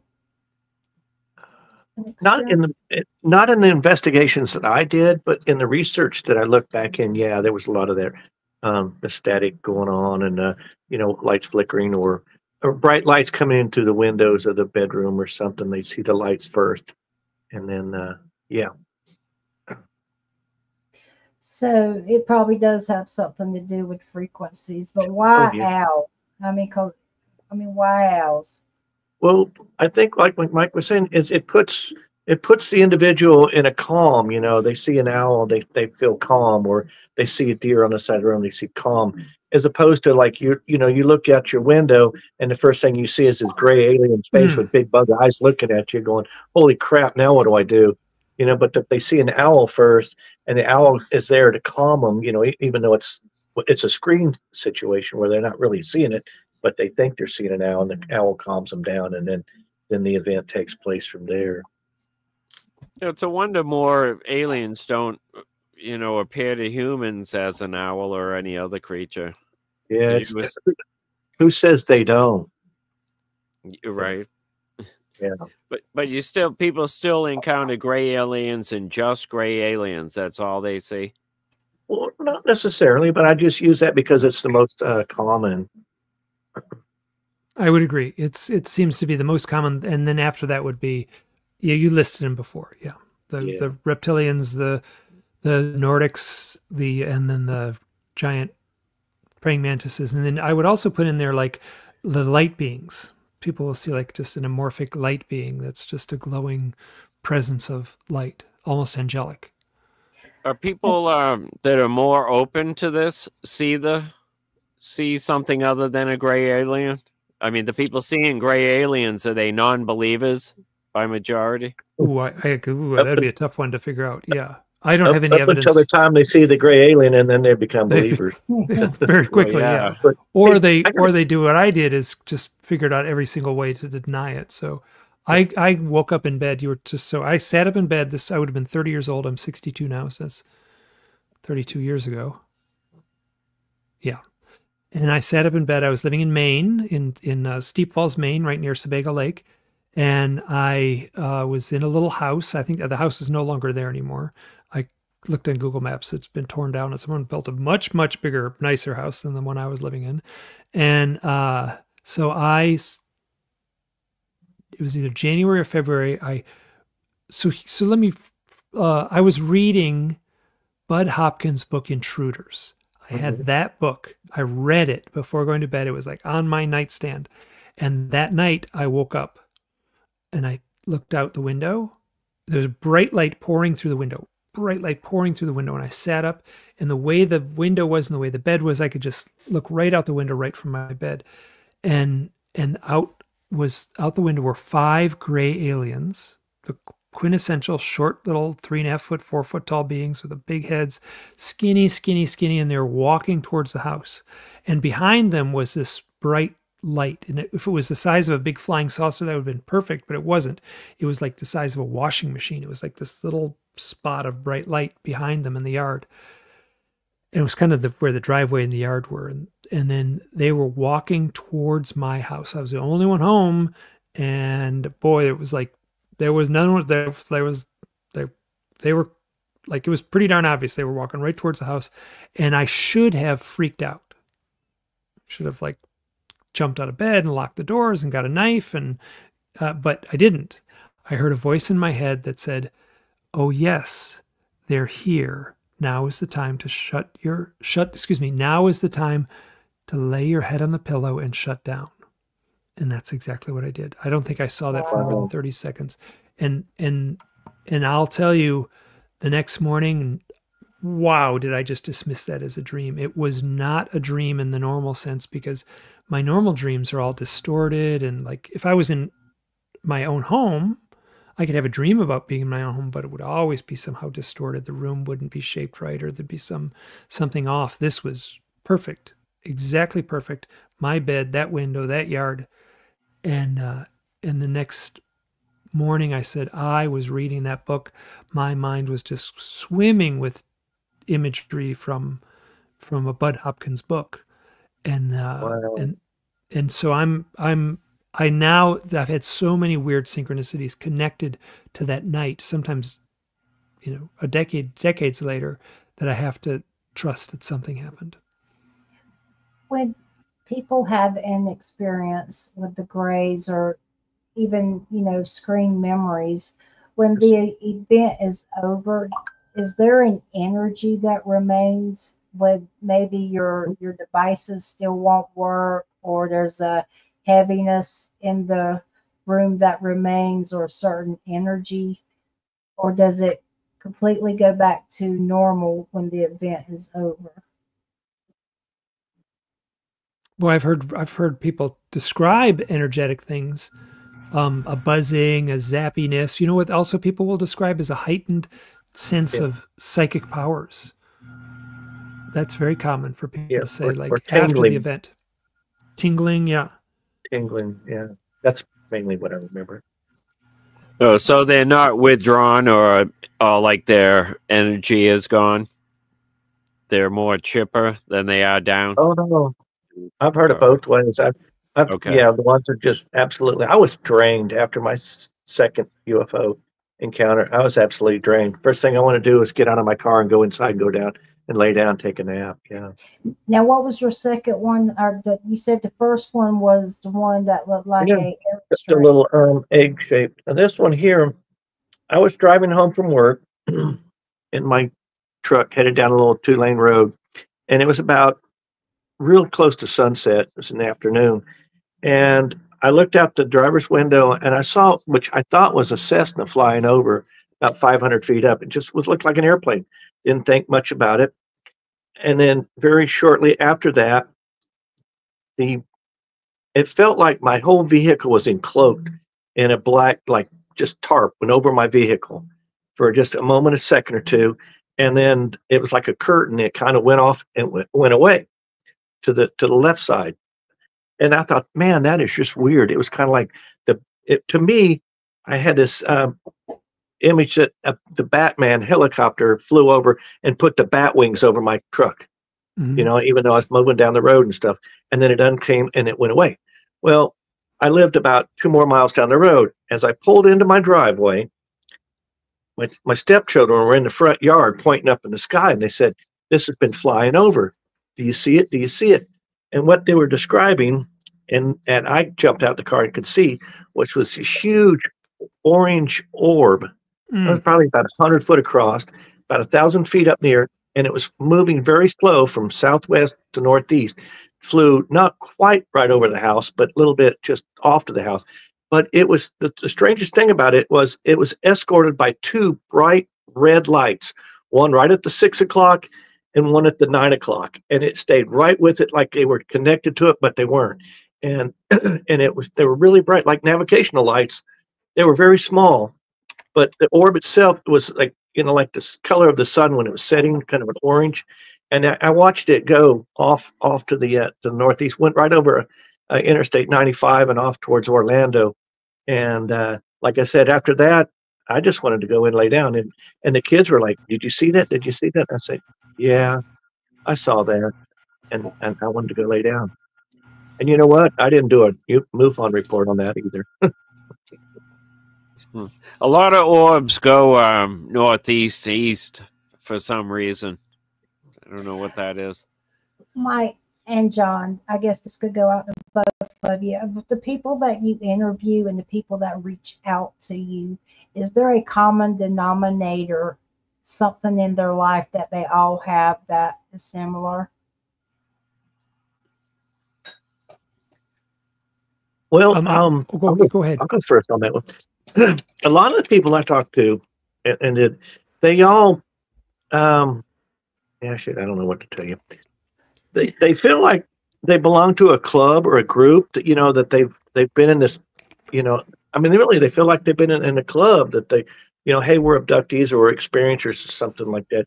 That they get along, they talk to different people, and they all seem to like maybe they knew each other from being on the craft, which is really weird because they're not even in the same parts of the country, and yet they recognize people. And that I've come across that a lot with these experiencers and stuff. But they were happy to be in the club, like, well, it happened to me, and I'm part of it now. Okay, go ahead, Mike. Yeah, I've certainly gone to UFO conferences. People say, "Why do you go to UFO conferences?" Yeah, it's like great. Like people are, I don't know what like people are really excited to be in a room with people who share the same experience. Really powerful, like contact, emotional connections. So it's funny because I used to say they were like artistic types. That's not quite true. I use the term seeker. Like people are seekers. They're people who are just a little bit Curious. like are looking for, like asking the big questions. The people who ask the big questions. Why are we here? What does it all mean? Those are the kinds of people that seem to be having the contact experience. Now, if you have the contact experience, right? You feel like you might have been abducted, or you might have if you have powerful missing time, you're going to like wrestle with that in your mind. And what will happen is you will start to ask the big questions. What does it all mean? Why are we here? Is there a God? But these kinds of questions, so the people I'm finding are very much seekers in that. I wish I had a better word, because that's a really kind of nebulous thing, but it's different for everyone. But if there was one common thread, that would be what I would label it as. Patrick wants to know, do you guys go into the blood types? If so, is there any special blood types that seem to be a common denominator? For a while, there was some talk of Rh negative blood type having. So for a while, this was. Yeah, there's a fellow named Ray Hernandez who put out a great big fat series of books, and I can't remember which book it was in, but he's like very credentialed scientists and statisticians, and they've done some very detailed interviews and statistical analysis of people's like filling out a questionnaire. One of the questions they ask is, "What's your blood type?" And the lore was that people who have the UFO contact are more likely to have Rh negative blood type. And so Rh is, there's a little Rh after like A positive or B negative. I think there's only 8 types of blood.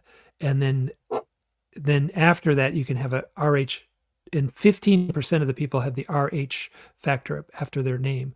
Now that Rh factor, that's the reason you used to say there's now medications and they can alleviate this issue. But that's when people say, oh, like, let's get married. You got to go down to the courthouse and get a blood test. And because if they had children, it was dangerous for the unborn child if they had conflicting Rh negative things, and it's a little chart and stuff like that. But the Rh negative thing was on the list of like, oh, people would say that. But when someone did, when someone on Ray Hernandez's team, and he works for what's called the Edgar Mitchell Foundation for Extraordinary Experiences. I think I've got that right. And he basically said it's the people who have UFO contacts are statistically average. They match the general population as far as having the Rh negative. So the blood type thing, I'm Rh negative, and I was like, oh, what does that mean? But I've since found out it doesn't mean anything. Or according to that, it doesn't mean anything. Now, the number of owls says in these encounters, do you have multiple owl encounters, right down to single owl encounters? And do they differ in any way if they see a group of owls? Well, I personally saw 5 owls at once flying around, which is kind of unusual. It's not uncommon to see a couple owls together because they're very territorial, and they'll often, and also baby owls, when they fledge, when they leave the nest, will stay together. So baby owls can both fly around. Sorry, I mean in the contacts, in the encounters. Do they see more than one owl? Sometimes, but I'm just trying to think now. No, most of them are just a single owl. They are, okay. I bet you I could come up with some stories if I thought a little bit about this, but mostly it's just a lone owl in the events. Yeah, and then it's interesting because deer are often reported as a screen memory seen in a group. That was my next question. Two totally different animals. Why? Yeah. I mean, just 2 totally different animals. One's quiet and one can be vocal. I don't get that. Yeah, it's a genuine mystery. Boy, it's. I have no good answers. Something in a genetic memory or something. Yeah. That is strange. Wow. Oh.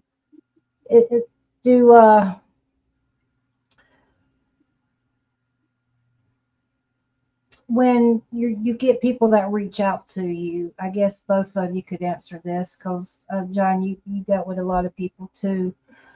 Do you find that they have behavioral issues after the fact, or a sudden personality change that, they get distance from their families, or? Yeah, I don't know. I didn't meet these people before they had their encounters, so it's really hard to say what they were like before the encounter till afterward, and and then they become, okay, well, this happened to me, now what do I do, or where we go? I don't know. I think people cope in different ways. Some people, need to have the therapy, or they need to be around other people that have this, and some people just move on and want to tell stories, or like Bud Hopkins or Whitley Strieber want to tell their story. So I don't know, it's all over the board on that one for me anyway. Okay. Yeah. Katie, I was going to say, in the Bigfoot world, people who do not believe in the creature and have a sighting, a very high percentage of them have problems later in life, mental health issues, and children especially. Oh, from Bigfoot. sightings. Yes, from Bigfoot. Yeah. Well, but Yeah. mental health would have to be, to me, a part that's not talked about a lot. That it's got to be the underlying issue of trying to deal with what's going on. But I think that's a very important topic. You So- know, Yeah, so- I've talked to people for hours, hours each week, week by week, until they can get over it.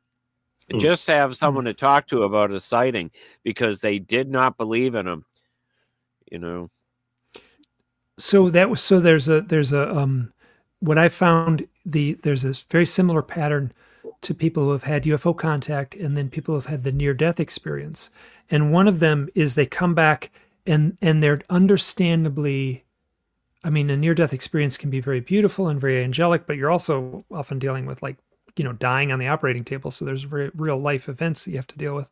So, but for the people who've had the UFO contact experience, especially when they start to sort of, they can have these symptoms before dealing with them, like before they ever go to a hypnotherapist, they can already start having these symptoms, which are basically just like stress reaction. They have a heightened nervousness, they have a heightened anxiety, they have heightened insecurities. So these are all very common for anyone who's had a stressful experience. People who have been in combat have these symptoms. Survivors of rape and things like that have these kinds of symptoms. So just a traumatic event can take place, and they have the recognizable symptoms of someone who's been through a traumatic event. And then for the people who have had both the UFO contact experience as well as, I mean, the similarities between the people who have UFO contact and the near-death experience, one of them, which is really interesting, and there's a researcher named Kenneth Ring who researched both. He wrote a wonderful book called The Omega Project, but he did real research, and I'm doing sort of anecdotal research, and he said, which struck a chord in me. He said, people become less religious, but more spiritual. They tend not to follow a recognized religion, but they do become more spiritual in their own thoughts. And I've seen that pattern, certainly. They see a bigger picture. Why are we here? What does it all Correct. mean? The big questions. They're forced to ask those questions. Yeah. Well, for me, when I had my near-death experience, I had a lot of internal conflict just with life in general. But I always stood fast with my belief in God. But I just had a lot of conflict about what I thought I knew. But Katie, have you ever heard this? Katie says, a little while back I saw something weird in the sky. Then a couple hours later, miles away, an owl flew straight in my windshield. You get that a lot with your stories? All the time. That would be probably the single most, that's as normal can be. That is like seeing a yellow cab in New York City. Wow, there's nothing, that doesn't surprise me at all. So Katie G, you are not alone. Boy, I've got that story. A quarter of the owl stories in my files is essentially that story. In the near-death experiences, do people see owls then? That's just not on my list. It should be. I was Doesn't it gonna seem ask that one. perfect? It's not on my list. I would love it to be on my list. I find the near-death experience thing so fascinating. I'm waiting. I saw snakes because I was going to hell. I think that I did. I mean, I was in the basement, and everybody says hell is hot, but I think hell's a lower frequency, so it's cold. But I was in a cold, damp basement, and I had snakes falling from the rafters on me. And wow. and back then, not so much now. Now I'll just step over them or walk past them. But back then, snakes they scared me to death. And it was almost like a higher authority is what I feared the most, for me to, listen to a very angelic voice behind me telling me, to have faith and believe, and you shall not be harmed. And so, I was tested at that moment. But I thought I was a good person, but the sister was hell bound. But if that was a sign, I got the T-shirt for that. I mean, Mike, I'll talk to you about it. Oh, I want I'll to talk share about this at some some point. Yeah. Yeah, Well- I got the paperwork and everything on, everything that happened. It's about 3,000 pages of paperwork, but I'll give you what you want out of it if you need verification. Well, there was a snake in the Garden of Eden, so couldn't have, mythological. can't I'm be not all an that apple eater. bad. I'm not And an people apple see eater, giant but- reptiles and board I'm flying not an apple saucers too. So Yeah, but but Alright. yeah, yeah. But yeah, well, I was when you talk about their death experiences, snakes are what I saw. But I will say this: everything that was significant in my life, like when everything started happening, and I had a cat that I had for 21 years, and her name was Scarlet.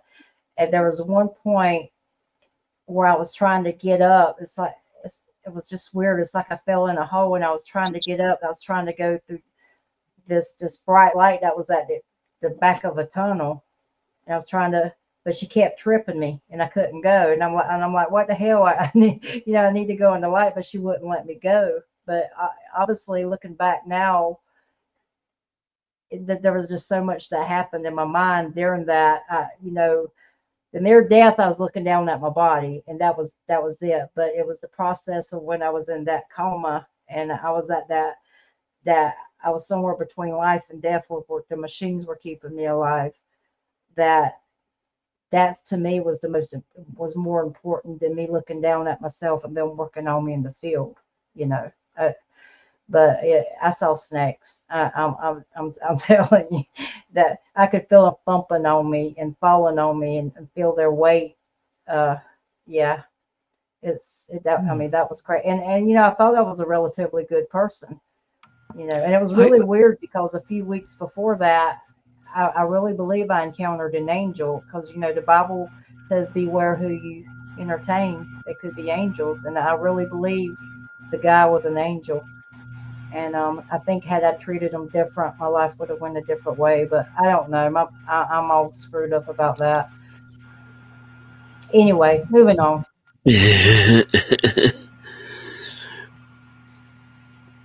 Katie says the owl flying straight toward me worried me more than anything, because I was brought up not to look in the owl's eyes when there's one swooping right at you, and you just can't not look at it in the eyes. That would be pretty scary. Jeez, how far back do these owl legends go? there are cave drawings from as old as human history. We can trace it back. I mean, there's cave drawings of owls, where there's 35,000 years ago or something like that. Yeah. So right at the very dawn of human existence, we were creating beautiful images of owls on cave walls. So it's been with us right from the very beginning. So, so I'm convinced that the owl mythology that has arisen. So we live in a world where we don't really take this kind of stuff seriously. Like if someone has an owl experience, everyone's typing them in. They're coming in one after another. People are having these experiences. And if we were, and they don't, we don't have a way to share those stories the way we once would have. We once would have lived in a world where the forest would have been magical, and we would have had a fellow in the cave nearby that we could talk to about these experiences. But presently we don't have that. We got Google, and people look it up, and people reach out to me, and people contact me, and they tell me the same story over and over and over again. So I have to think that we've been having these experiences since the dawn of human existence, especially the ones surrounding death. Wow. Those are the commonalities, and those are just remarkable. Right. What's your earliest UFO owl encounter, or that you've ever heard of? Okay. So UFO. Honestly, the earliest one is where they first arose in pop culture. The first one would have been in Whitley Strieber's book Communion, which is 1987. He talked about an owl. I have searched the UFO literature. I cannot find a book where it's published. People have said, oh, when I was a kid, I had this experience, and they may be old. I mean, I'm old enough that I had a UFO sighting when I was 12. It didn't have anything to do with owls, but but I'm certain people told me stories in their youth and things like that. That would have happened well before 1987. But so the first point in pop culture, I feel, was in a book which is fiction, which is just as interesting for me. It's almost even more interesting that it showed up in fiction, is in Kurt Vonnegut's book Slaughterhouse-Five. There's the character Billy Pilgrim saw a flying. There's a great line where the flying saucer hovers above his backyard, and it's kind of a science fiction thing. He's having these time slips, and the story is written kind of backwards and forwards, all kind of mixed up, the storyline. But the flying saucer is above his backyard, and he goes, "Yeah, I knew they were going to take me."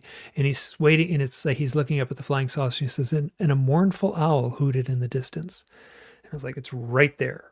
Owl and UFO, one sentence apart. So that's the first place. I've looked pretty hard, and people have sent me so many things, and people sent me. A friend of mine, or an acquaintance through the podcast, sent me that account, and that is the earliest one I have. Though I'm certain, there's all kinds of mystical owl stories that go way back that don't have a flying saucer or a UFO in them. Mm-hmm. Are there any ancient drawings of an owl and maybe what looks like a UFO? Oh, good question, Don. Ooh, I can't think of any right now. I bet you I could find some, but I don't know. I mean, there's all kinds of, there's like, these almost religious paintings of what look like UFOs in the sky with the Virgin Mary and, Jesus at the being baptized and stuff. So I would have to assume. Oh, you know what? There's a great. Oh, this is not a UFO, but there's a great painting of Saint Francis of Assisi. He got zapped by a floating. It's a very strange painting, very weird. He's like in this kind of exalted, reverent pose, and there's a Christ on a cross floating. Like it's floating and it's shooting red laser beams because he was injured. He had stigmata. And so he's being shot by these red laser beams. It looks like something straight out of a David Lynch movie or something like that. And then there's an owl on a tree, like watching the whole thing. That's a painting from well over 100 years ago. So that would have been in the 1700s, I suspect.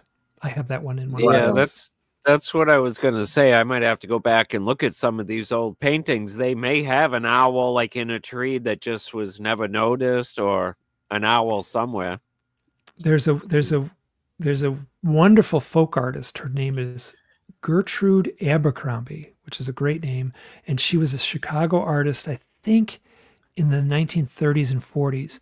And she has owls, and it's very interesting. She was drawing clouds. They're very kind of childish and very eerie paintings.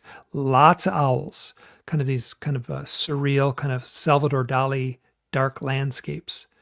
And there'll be an owl, and then a cloud is clearly drawn like a flying saucer. And lots of flying saucer and owl imagery, if you take into account that the clouds are so clearly drawn as flying saucers. So that would have been in the 1940s, well before the 30s and 40s, well before the pop culture was tapped into UFOs.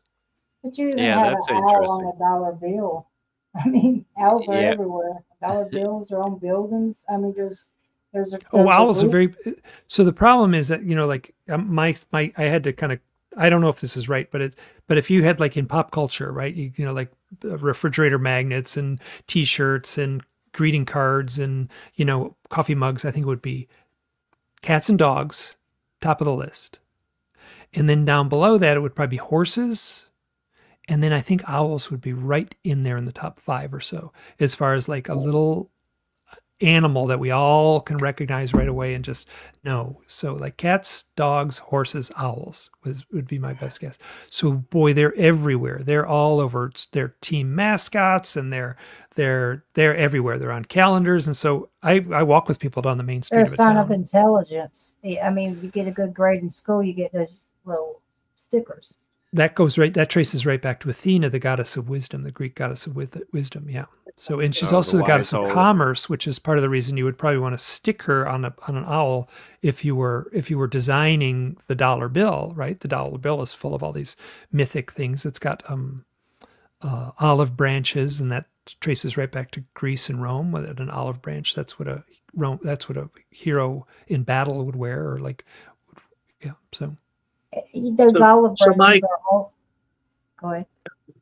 so Mike, in the hieroglyphics, see the Egyptians they use the owl, and I guess it means it's the letter, or it sounds the letter M.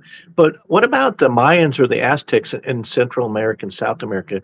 I don't recall ever seeing an owl down there. You can probably fill us in on that. I'm not sure of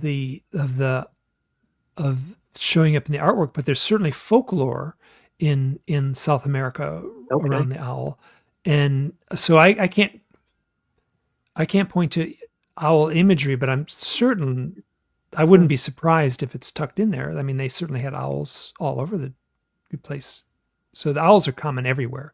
If you have hawks, you got owls. To change Patrick. the subject. Go Yeah. ahead. Patrick's got this up there. He wants to know the weirdest UFO report I've ever taken. Yeah. And I know he sat down one day at the meet and greet. We tried to talk, and it's like, oh man, I have to go back 30 some years to think about all the stuff that I did UFO wise, and there's the craziest, the strangest ones. But I don't know. Maybe the weirdest one was that, or that I could offhand, is that I took a report where they actually saw a UFO, a flying saucer type craft, come over and land on the runway at Patrick Air Force Base in just south of Melbourne, Florida. There, and they said it was on the tarmac. It sat there on the tarmac, and it was a silver disc. So that's Wow. probably one of the weirdest ones I've seen. He never said, the report never said whether it took off or flew away, but it was definitely sitting on the tarmac. And that, if you know where Patrick Air Force Base is, it's right on the highway there, A1A. You can drive right by it and you can see. So any car going up down the highway could see that. Kind of strange, but that's one of the weird ones that I've taken. What time frame would this have been? Oh, buddy. I'm going to say it had to be in the 1980s, probably 87, 88, maybe. What about you, Mike? What's the weirdest encounter you've had that kind of rocks that your I've world? had, or that I've in my you files? that you have in your files. I talked to a guy at a conference and then followed up with him. I had a lot of conversations with him, and his story is in my first book on owls, The Messengers. And wow, this is a complicated story. Do I have a few minutes to tell this? Absolutely. Hold your book up so they can see it while you're telling. It's in this book, which is The Messengers. Oh, let me back up a little bit. Oops, it's kind of a lot of glare. Yeah, that's kind of where my thumbnail went. Yeah, so that's my first book on owls. And so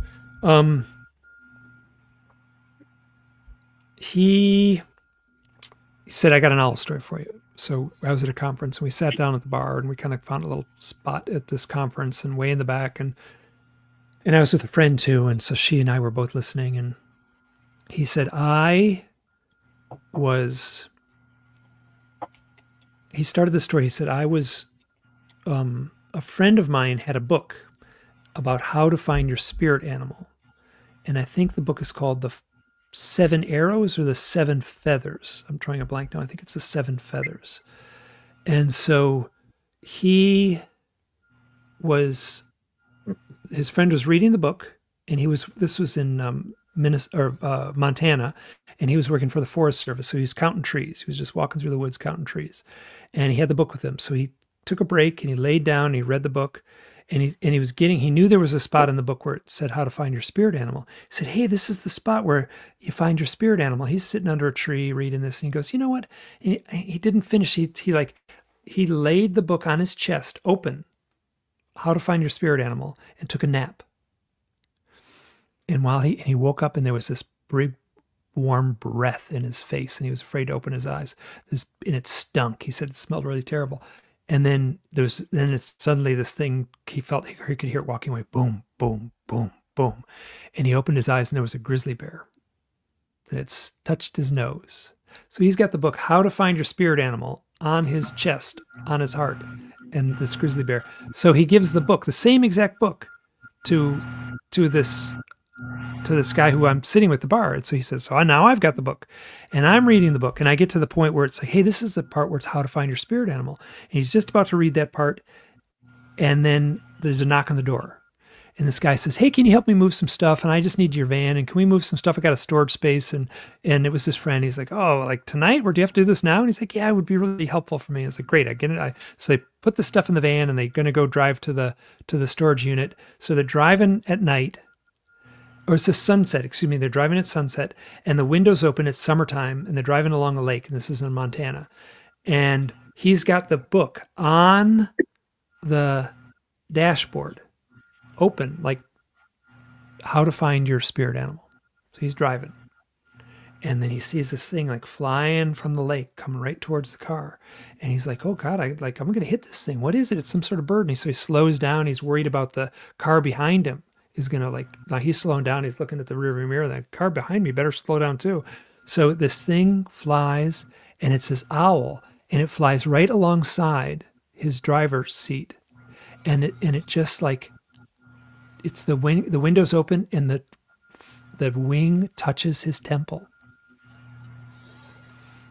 and then it flies off. And he said he could look in the side view mirror and see the owl looking at him, locked eyes, at the same time it was touching his temple. Spirit animal, how to find your spirit animal, right on the dashboard, open to that page. So then he says, as a boy, I was having trouble. I was having vision issues, and the doctors did a X-ray, and they found out that they thought it was brain cancer.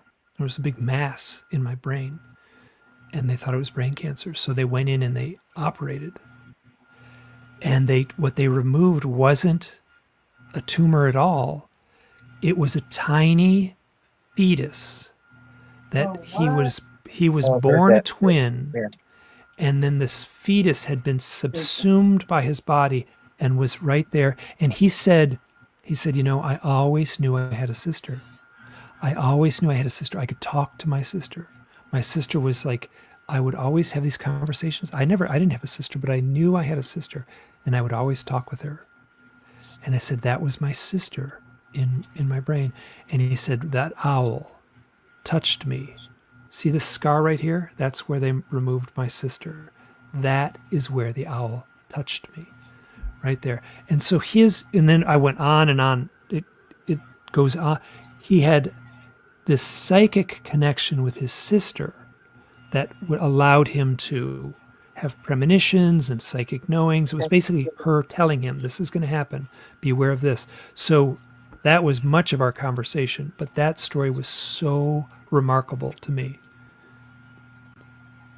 That is crazy. Wow. That's more than a coincidence. That's more than that's divinely orchestrated by the highest powers. Oh, and he did have a really powerful UFO experience out his front door. Yeah, so he also had a close, but it didn't seem connected to this, but it did seem connected to his sister's voice. Wow. Is that in one of your books? There's a whole chapter, the owl, there's a whole chapter, I can't remember what it's called, like the touch of an angel, the touch of an owl's wings, chapter 24. It's a whole chapter just on that guy's story. Wow. Dave is his name. Something John said reminded me of a question I was going to ask you earlier. Have you ever taken any owl encounters on a military base? Have I received any? Yes. Some, yeah. I've had owls land on Navy ships and stuff like that. Yeah, like people are way out in the ocean. Like, how the heck did this owl like land on our Navy ship? Yeah. So I mean, it seems a small number, but yeah, I have. Yeah, and they don't seem to. It doesn't seem like they're connected to any kind of, conspiracy or anything like that. So. Do you think UFOs, Bigfoot, and owls have a connection? either one of you, because John, you kind of sitting there all quiet. We fixed to hit you up too, buddy. I'm listening to Mike. Mike has so much information. He's fascinating to listen to. It's just, yeah. The my thing is that I was putting two and two together is UFOs, crop circles, and and then the abduction scenario. But yeah, what about crop circles? And what about crop circles and owls? If you want to go there, Mike. Got a whole You chapter have on my anything? book. Lots of stories about crop circles and owls. Good Not as many as I question. thought there'd be, but there's a lot. Yeah, so No I ended up kidding. finding enough. And then as far as my sense as far as Bigfoot and UFOs is like how to say this? Like I want to know the source of the UFO mystery. Right. I want to know this because I've talked to a lot of Bigfoot researchers. Now I'm already on this kind of more esoteric and more mystical side of the UFO research community. And I feel that so people like there's lots of stories of like footprints going into an open field in the snow and then they disappear. So there's lots of very mystical stories. People walking through the forest, they have telepathic communication. There's lots of mystical stories of Bigfoot. So, and there's lots of mystical stories about UFOs too. So, and so my sense is that there's some hub, some central hub. You know how like those, what do you call the Venn diagram with the two circles? Like UFOs and Bigfoot are different, but wow, do they sure overlap? And that's what I want to know. What's in that overlapping section there? Yeah. So here's something very interesting. This is a theory way early in my research, my personal research I came up with. I said, what if, jokingly, that the UFO flies over, comes to to Earth, and they hover over the forest, and they beam down the Bigfoot and let him walk, do his little business in the nature, and then beam him back up. So therefore, people see a UFO and the alien and the Bigfoot all together in the same scenario. Well, I, jokingly thinking that because Bigfoot, he, like you said, he walks into the snow and then the tracks disappear and stuff. So I thought that was all funny until one day I was watching this conference and the BFRO guy, Tom Cantrell, founder, brings up the exact same scenario. Says, what if the UFO comes over, beams down, lets the Bigfoot out, run around the woods for a little while, takes him back up like he's a pet or something on the UFO, and they fly away.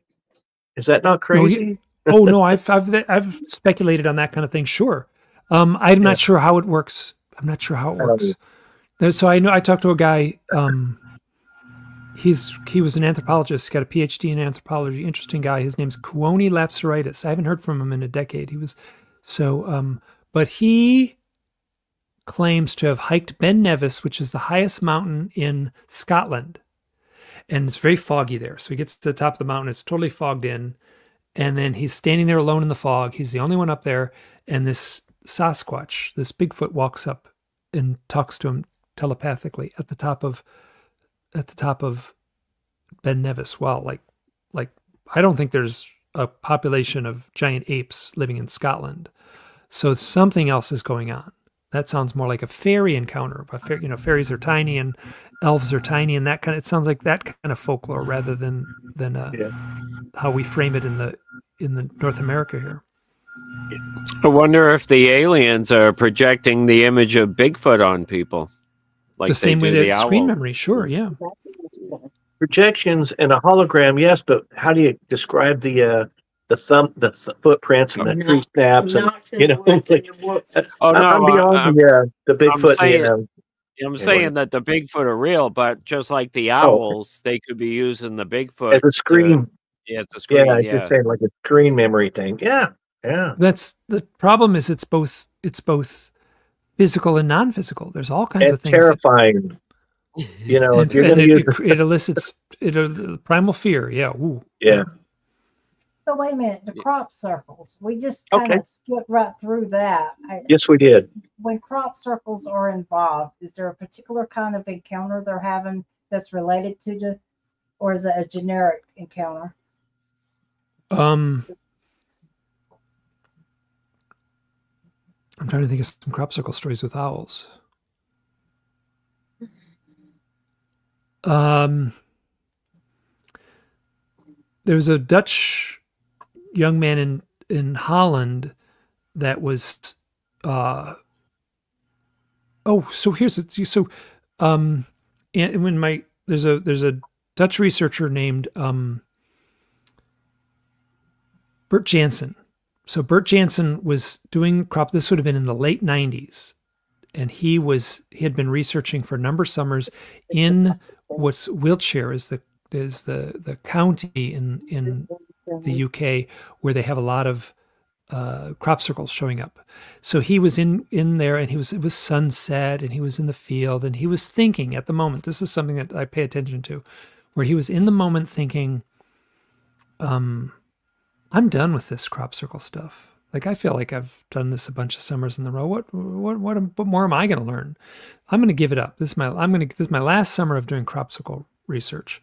And as he's having this thought, this orange floating orb floats across it's kind of sun setting as this orange orb, and it floats across, and it gets big and it gets small, and it's like, and he's like, what is happening? So there's a little shed at the edge of the field, and this little orange orb goes behind the shed, and he's following it, and it goes kind of to a certain elevation behind the shed, and then it doesn't come out the other side. Oh, and he wow. goes, what is this? What's going on? So he goes and he goes around the back side, and there's a little window at the top of the shed, and the window's broken. The glass is broken. He's like, did that little orb go in the shed? So he goes around to the front of the shed, and then he tries to get in, and the shed is locked. So he puts his ear on the door, and he hears this horrible, evil hissing noise going, hiss. There's this creepy noise, and now he's scared. So he comes back the next day and during the daylight, and I give him so much credit. He broke the lock in this little shed. He broke the lock and went in, and he opens the doors open, and he's standing there in this little shed, and there's this loft up above, and from the loft he hears this hiss, hiss. So he climbs a ladder, and there's a family of barn owls, and barn owls actually make a really creepy, eerie hissing noise. They don't hoot like other big owls. So they're a UFO, floating orb, orange orb. It's not a metal spaceship. It's this little glowing blob of orange energy. A UFO seemed to have entered the barn at the height of that broken glass window. That's the broken glass window that the owls come in and out of the barn from. So, like, wow, back engineer that one. Like, what took place? What he said, from that point on, I knew that white owls were connected to the weird UFO mystery.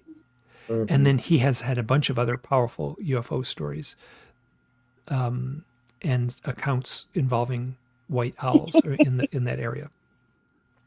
Snowy owls or barn owls? That was a barn owl. That was a white owl, barn owl. So he's in the UK where they certainly could get snowy owls, but the stories he told me were definitely barn owls. Yeah. Any stories with snowies? Sure. Oh yeah, yeah. So this is like the thing where it's like, so the fellow asked, like, well, people see owls all the time, and it's like, yeah, but the context. So Dr. John Mack in Boston, at his own home, he was starting to do the research for, I haven't told this story in a long time, starting to do the research for into abductees. So he brought a whole bunch of abductees to his home. This was his first UFO abductee support group meeting. So all the people came in and they sat together, and they were in the house, and it was wintertime. And then at the end of the meeting, a couple people carpooled, and so a handful of people get into one car, and they're driving away, and one person says to the other, so what'd you think of that? And they're like basically pulling out of the driveway. What do you make of that meeting? And at that moment, a snowy owl flew right above their car. They're driving down the street, and the snowy owl comes from behind them and flew and followed them. Excuse me, they followed the owl. The owl flew out in front of the car. And so they're driving slow. The roads are snowy. and there's a snowy owl. And the way they described it, it said it felt like it was sitting on the roof of John's house. They called him John Mack's house. This owl seemed like they didn't see it, but this is how it felt. That it as they were pulling out of the house, it flew from John's house, and then we followed it. It led the way as we drove down through his neighborhood, and then it flew off into the trees and was gone. I mean, that's the very first UFO support group meeting that John Mack ever had. And then the people in the car said, what'd you think of that? And that's when the owl appeared.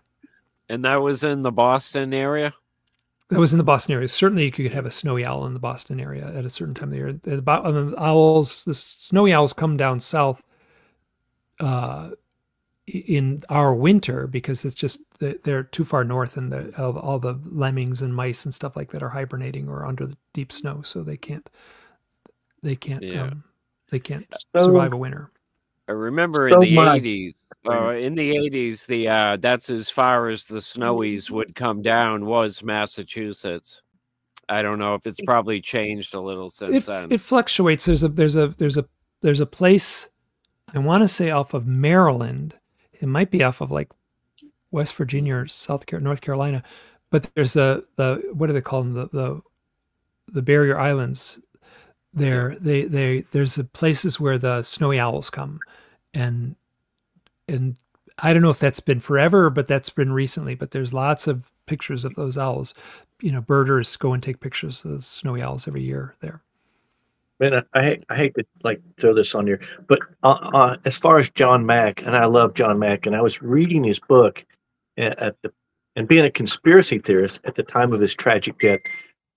Do you think it was an accident that he got run over in the street, or do you think it was a hit job? Because I'm leaning more that they were taking him out because he was getting too close to the truth on this. That's just my theory. But what do you think about that, Mike?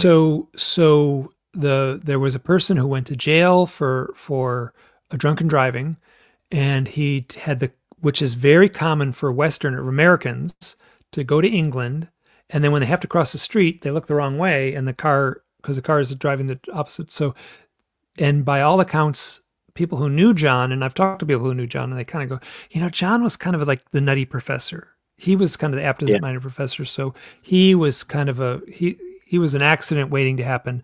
And then the biography of John Mack was written by Ralph Blumenthal, and he said, "Hey, I'm a crime reporter. This is what I did for all my careers. Like he researched organized crime and stuff like that. He said this was an accident. Now here's the strange thing. So if there was a conspiracy, here's the conspiracy. Right after John died, this book came out by a woman, Susan Clancy, and right on the top it said, Harvard University Press, and it was called Why People Believe in UFOs. I can't remember what the title of the book was called, but it was a woman who was looking into her name is Susan Clancy, and she was looking into the accounts of people who claim to be abducted by UFOs. Curiously enough, she interviewed exactly 0 people who claim to be abducted by UFOs for the research to this book. But it basically said, oh, this is just a psychological aberration, and there's nothing here. And it had Harvard University Press in great big letters. And he died in 2004, and I think that book came out like 5 minutes later. That's fascinating that you actually did the research on this and knew. Wow, that's amazing. I think that they were basically doing anything to wash their hands of John's nutty. They were shutting him down. Oh, they definitely. And that was a big part of the book was the nightmarish. He used the term Kafkaesque himself just to describe like this tribunal that was, and he was he was a tenured professor, and they were trying to shut him up. Yeah. But now that you guys are talking about this, I do remember this story.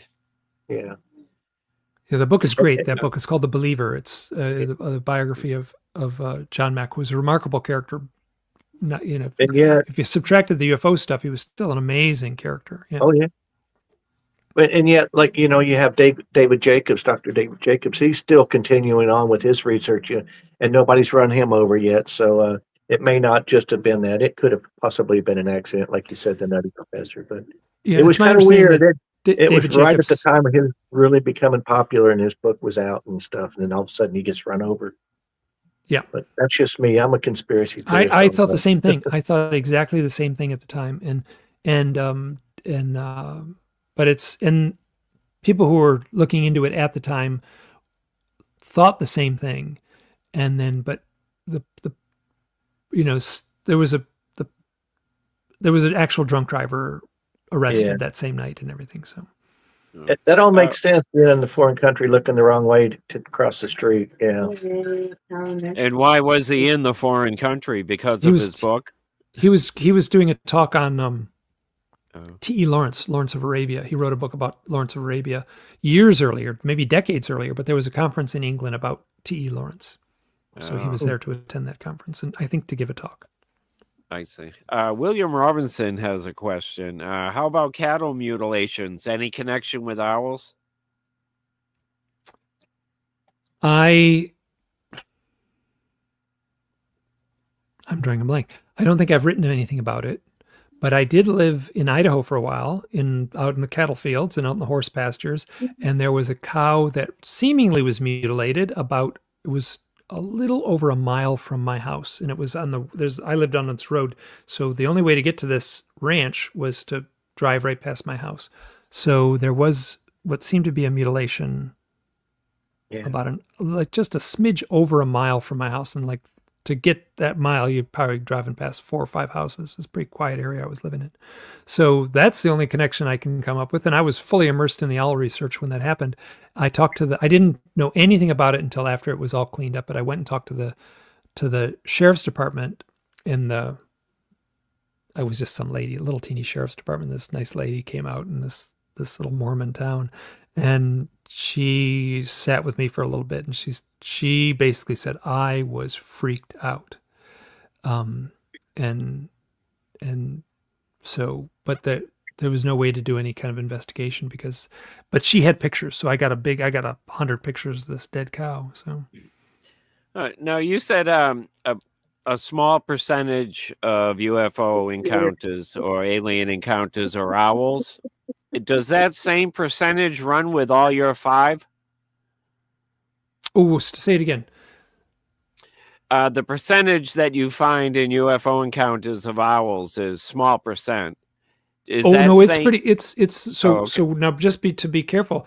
I got it on my website. I say I want to hear your owl stories. So the percentage of the stories I'm collecting, I got they're owls first UFOs. I got lots of. Right.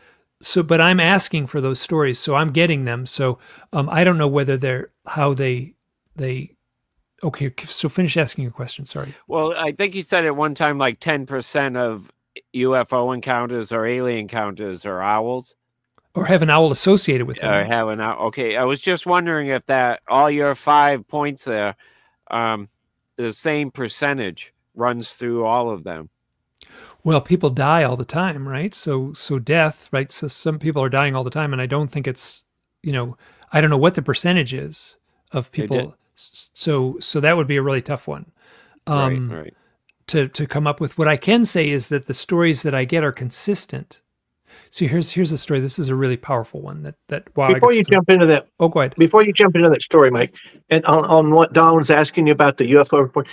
Have you ever gone and talked to Peter Davenport? He's your neighbor up there in Seattle, and ask him because he does the UFO reporting center, and ask him if he's had any owl reports correlating with your UFO stories and stuff.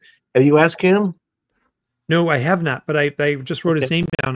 I didn't even realize he was still he was collecting reports. So yeah, he was as of a few years ago. I haven't talked to him in a while, but if he's got a second, he'll tell you about everything you need to know. And if he's got any owl reports, he'll definitely pass them on. Great. I'm certain he does have owl reports, but what percentage that would be really interesting, because he has a big database. The largest. Yeah. So that would be really interesting to get his take on that, because I'm certain a couple things, like people could come to him and say, "Oh, I saw a UFO on a Wednesday night, and it was flying in southeast near the airport," and then they may have seen an owl, but they might not have told him. So okay, that's curious. Just curious.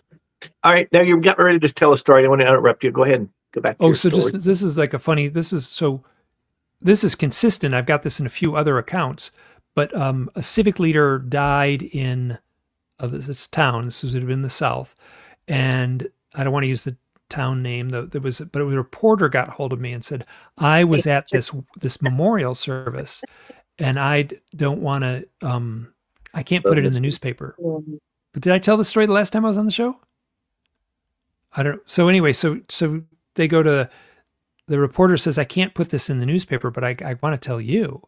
So she said, this guy had passed, and everyone loved this guy in town. So we all went to this memorial service at night it was in the summer. It was at night in this town square, and everyone was around, and this barn owl, I got pictures of it.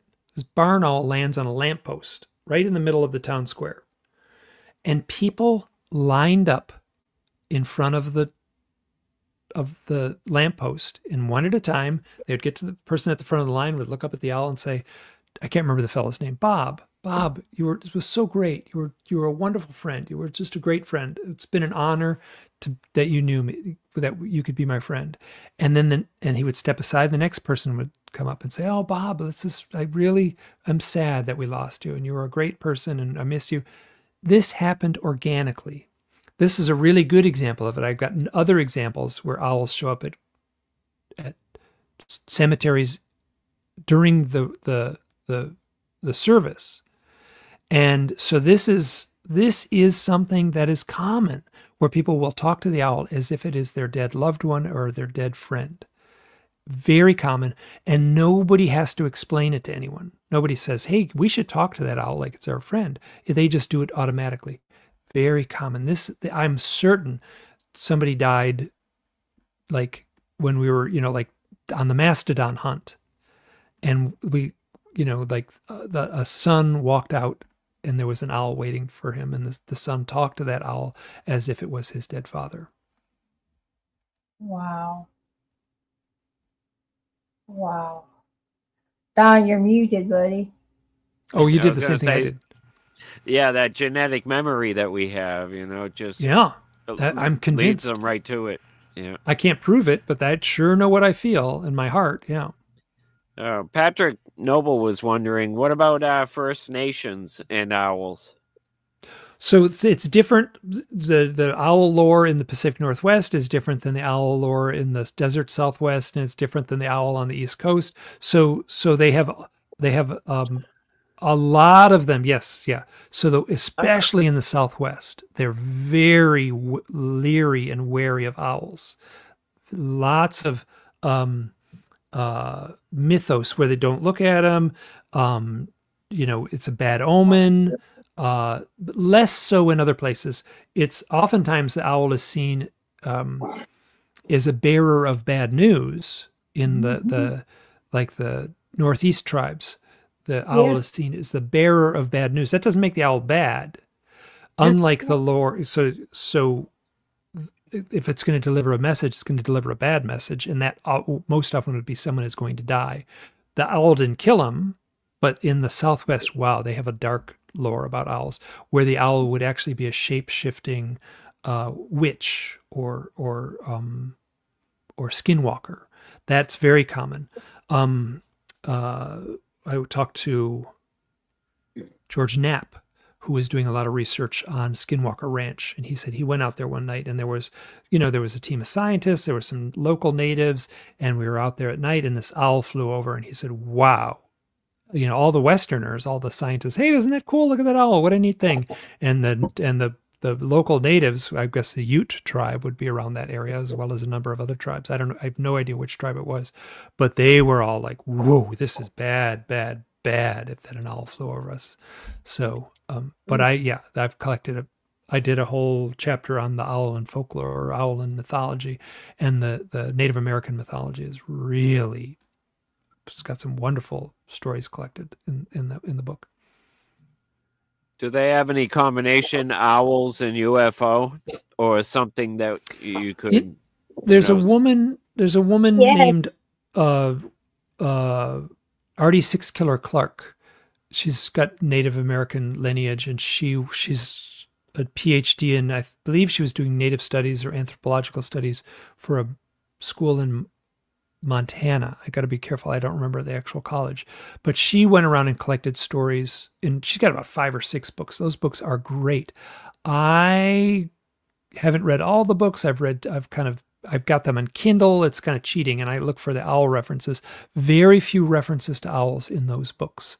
So as far as that would be, and those books are called, those are looking at the star people, the Native American lore of the star people.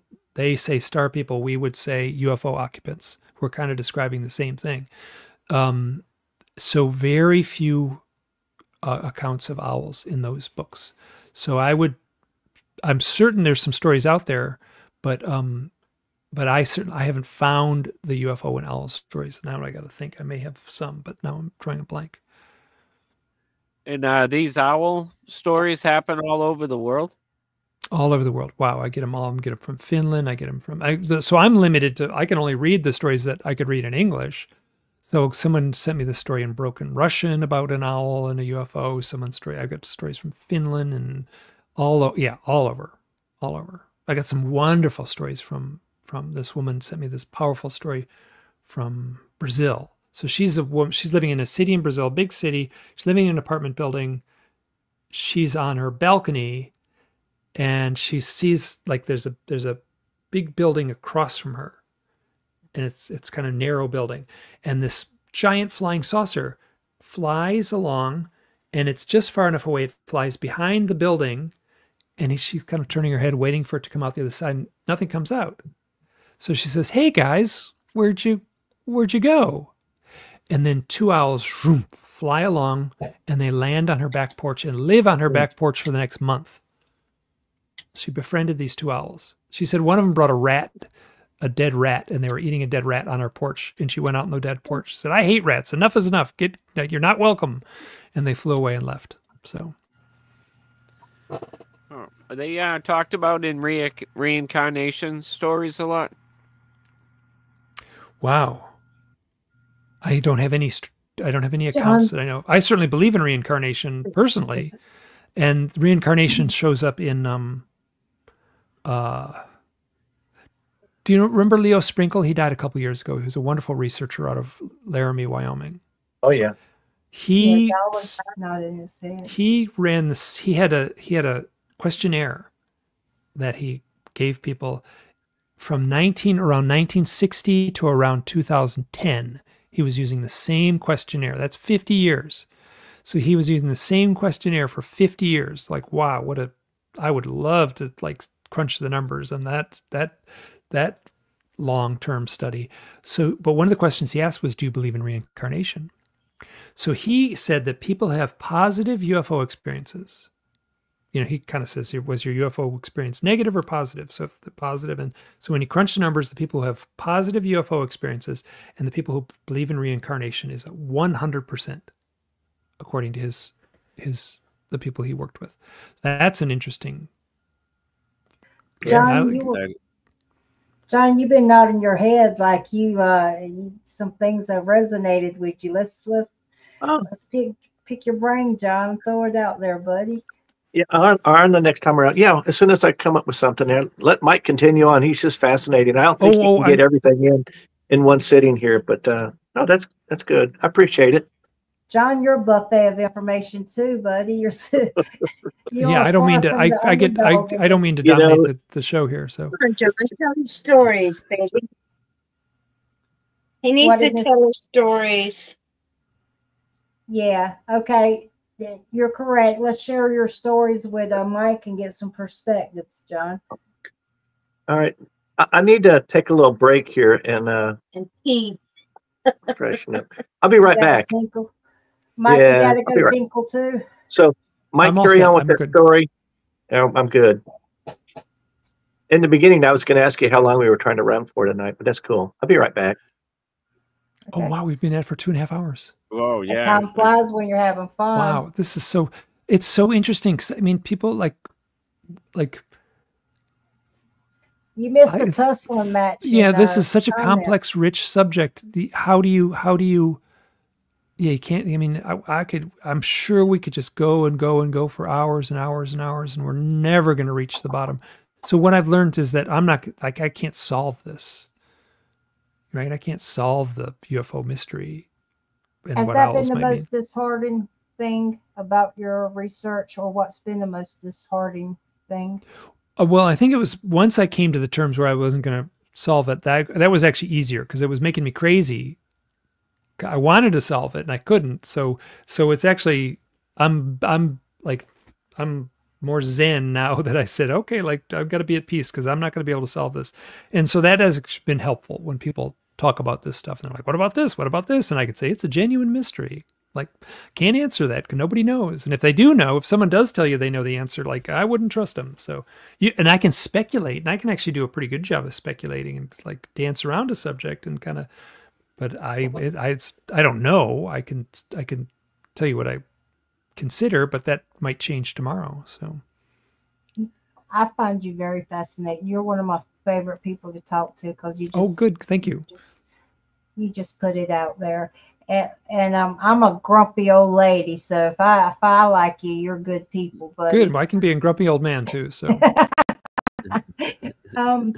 what do you find that taking the road that you have went down and all the stories that you hear, and you know there's so much out there that we haven't touched on. Is there anything that we have not asked you that you would like to get out there? Or you're never asked it in a podcast? So I have come to see. So I had to like do this. Here, I'm going to just do something here. I'm going to do this. So here I wrote 3 books. I may have said this last time I was on, but I'm going to say it again. So here's 3 books. I got to make them all right side up. They're all right side up. So I'm going to hold them up. There's there. So these. Yep. This is 1,000 pages, almost to the exact number, 1,000. I think it's just a few pages shy of 1,000 pages. So 3 books. And then if people say, hey, Mike, can you write another book? I'm like, nope. You're like, another book on UFOs and owls? And I'm like, no, I'm not writing another book. And I was like, well, and I'm like, if I can't say it in 1,000 pages, like it's not going to do me any good to put out another book where basically it's going to be the same story over and over and over and over again. The same kind of story. It's a little bit mystical. It's a little bit spooky. It's got owls. It's got UFOs. It's got, so, and then they say, do you have enough stories to work from to write another book? And I said, oh my God, I could write 500 books with the number of stories I have. Game? Pardon? What is your end game? My end game is I want people to, I don't care if people believe in the UFO and owl thing. I don't care if anyone pays any attention to it. If what I do care about is that, so I'm seeing the ancient mythology, the ancient folklore of the owl playing out present day in the UFO contact experience. Maybe I'm just like, I'm searching and maybe I'm smashing that square peg into that round hole, but that's how I'm seeing it. So the ancient mythology is still at play in the modern UFO contact experience. And what I want people to come away with is that the universe is much richer and much more nuanced and much more magical and much more subtle than we have been told, let's say, by our junior high school science teacher. Something else is going on here that is playing along parallel to us. I feel that there is, whether it's the UFO occupants or some sort of intelligence, can look into our reality easily, but we cannot look into their reality. We might get a little fleeting glimpse every once in a while. Might see an orb in the yard. We might see a light in the sky. We might get a fleeting glimpse of that other reality, but my strong sense is they can look into our reality easily. We can barely get a glimpse into their reality. So that is what I would like people to know, is that we are not alone. There is a parallel reality alongside us. I don't think it might be, but this is, after all these years of doing this research, my strong sense is it ain't flying saucers coming from another planet. It's something much closer to home. Wow. And maybe that's a part of it, but I think in order to come to the conclusion that UFOs are flying saucers from another planet, you gotta throw out so much data. You gotta forcefully ignore huge swaths of the data to come to that conclusion. Yeah, That's what I've always thought too, that they were from Earth or close by. Yeah. So, John.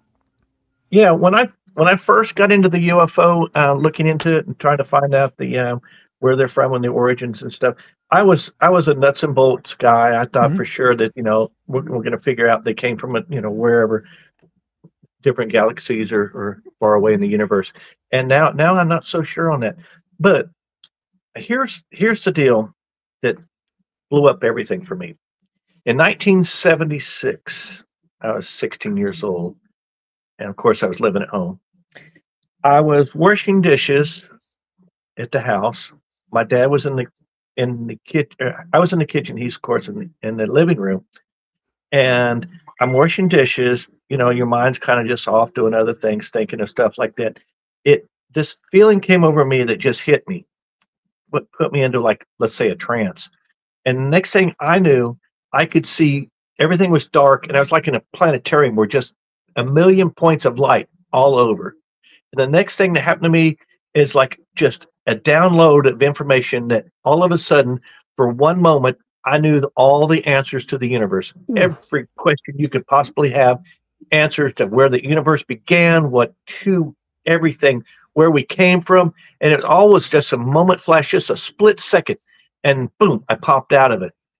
And I turned around and I looked at my dad and I said, "What was that?" And he had this big grin on his face, like, "I was just sending you a message." And it just kind of blew me away. And but of course I can't remember any of that information now, but for one split second, I knew all the answers. So now, down the road, I kind of come along where if something happens where, we go to Mars and something, and they say, well, there's ruins on Mars, I'm like, yeah, we know that. Or there's bases on the backside of the moon. Yeah, we know that. I just, like, I already know this stuff, but I can't really come out and say that I know it, but I kind of know it. That's strange. It's kind of strange. Not strange at all. Not to me. No. This is not strange. I wrote it down here. I knew everything in the universe. You know how many times I hear that? People are like, really? It's so common. So common. It's just like, it was a relief that thinks, wow, if there was just a split second that you had one question that you could just answer anything you wanted to know about anything, it was there. Boom, bam.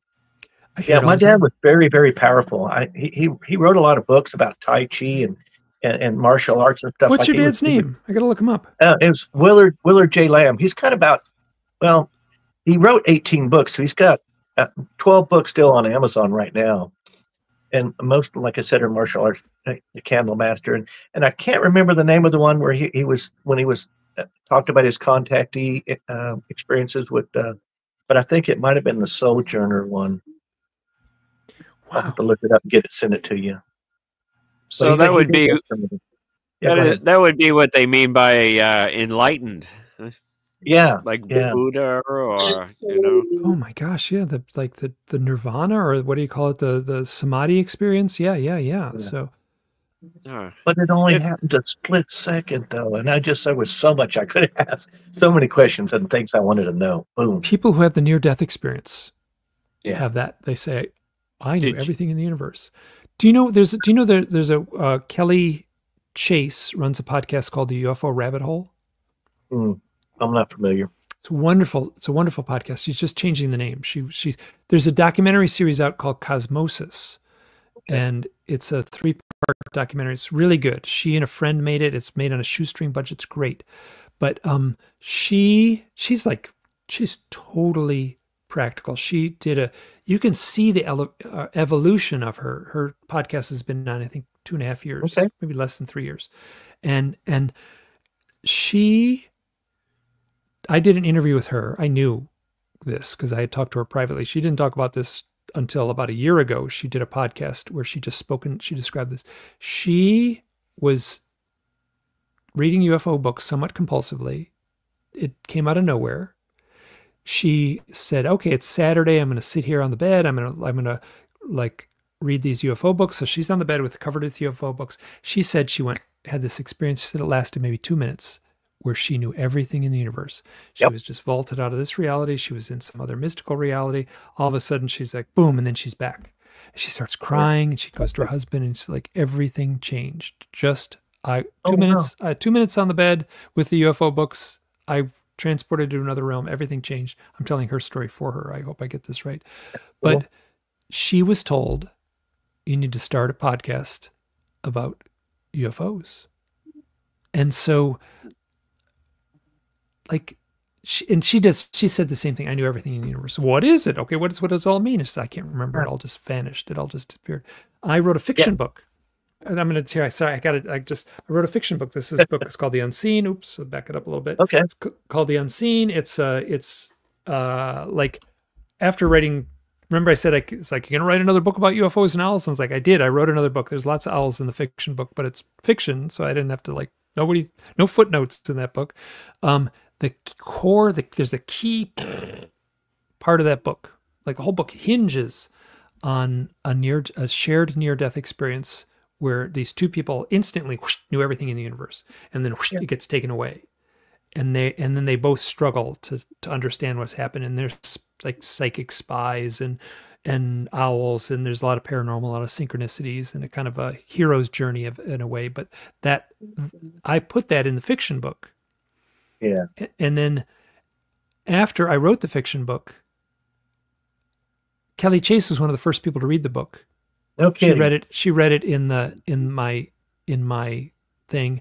Afterwards, she told me, said, "Oh, I read your book. I really liked it, this and that." And I was like, "Great, great, great." And she said she got some great feedback. She wrote a beautiful letter or review on Amazon, and then shortly thereafter, she talked about it on a podcast, her experience. And then I called her up and we got to talk. This you're describing the experiences that was in the book. She had it 3 years before. I had no idea she had this experience. And it was, she basically had the experience that I wrote in the book. It's in the experience you had. It was a little, I cheated and made it fit the story, but yeah. Now, John, I have a question. Did you say when you were at that moment where you had all the answers in the universe, did you say you pulled yourself out of it? I don't know about pulling myself. I probably jumped out of it, where it just like you snapped out of it. But the thing is that I was in a dark area around, and all I could see was just millions points of lights coming to my brain. It was like kind of fiber optic cable all around my head, just right into my mind. Yeah, but no, I for some reason I just popped out of it, and it only lasted a split second. But can you imagine the download of the trillions of bytes of information in just a split second? And then I turned around and looked at Dad, and he was just grinning. So that was a very powerful individual. That was 1976. There was that movie like that too, with John Travolta, Phenomenon, I think it was. Oh yeah. Oh, Yeah. That's a great movie. Yeah, that was interesting. And that started out where he saw a bright light. And Yeah, he got left, hit. I think it was a bar. I can't remember. He walked out into a street in a small town and there was a bright light, and then he collapsed and he became this kind of enlightened being. Yeah. So Something just came to me. We're talking about dreams and stuff. And when I very rarely have UFO dreams, but when I do have a UFO dream, I'm hiding. I see the saucer fly by, and the minute I make eye contact with it and I think, oh my God, he sees me, it stops flying by, it turns around and it starts coming back towards me slowly, and it scares the crap out of me, and then I wake up. So, but that happens to me several times. They know that I see them, and they realize that, oh, he sees them. Huh. and my strong sense is I don't think you can hide from a UFO. No, Like, I think figure she like really they did. can tap into Not our anymore. consciousness with a ease. Like, they're just this, like, they know our thoughts. I'm just thinking of someone like Chris Bledsoe. Do you familiar with this Chris Bledsoe? Oh yeah, very much so. Yeah. I've been to his backyard. I've seen weird stuff, and he Oh, just. you were in my neck of the woods. He was 10 minutes when he had Oh, his we talked about experience. this He was, before. yeah, he was 10 minutes away from me. Yeah, No get a hold of kidding. him. Yeah. He's a genuine guy. He's busy, wow, but he's totally approachable. But Very he's distinguished gentleman in the area. He had a good reputation in our area. Well-adjusted man. There was nothing negative about No. him. He's the real deal. yeah, He is the real deal. Yeah. and he frames them as angels. He says doesn't mince word. He said these are angels from God, Mhm. and he says if I can go, he says I can go in my yard, and I can say I want to see you, and then instantly they'll be there, like an orb will fly through his yard, and he says that if this was a UFO from another planet, or if this was they wouldn't be able to respond instantly. That's how an angel would respond, not a occupant from a UFO occupant from another planet. And I can follow his logic, and it's like I can't argue with. I mean, it's his experience. It's not up to me to say how he should feel. So yeah, and his experiences are remarkable. Yeah. Yeah. And also very mythic. I mean, a giant bull in his backyard, and it turns into a shining, glowing lady that delivers kind of almost biblical sounding or premonitions. Like, yeah. So there's a very rich mythic quality to some of his stories, which I think is embedded into all of them. If you really pick them apart. Your story with the seeing everything in the universe, there's no flying saucer, there's no UFO in that story, but it has everything seemingly to do with this mystery. Yeah, it's mysterious world we live in, for sure. Guys, we've been going on for about 3 hours. We did my this before God. the last time too. Oh my God. We're 3 just having hours. Oh my God. Phyllis, I love you. There's an Phyllis. angel in here sitting Yeah, beside. he has an angel behind him. Don't look at her though. So John, let's start with you and kind of have a closing statement, and then we'll go to Mike. Then we'll let Don close the show. And I wanted to thank everyone, except for that one person that called everybody stupid in chat. Wanted to thank everyone for coming into the chat tonight and supporting the show. You guys are great, and love you all. You're a great family, and you do make the show.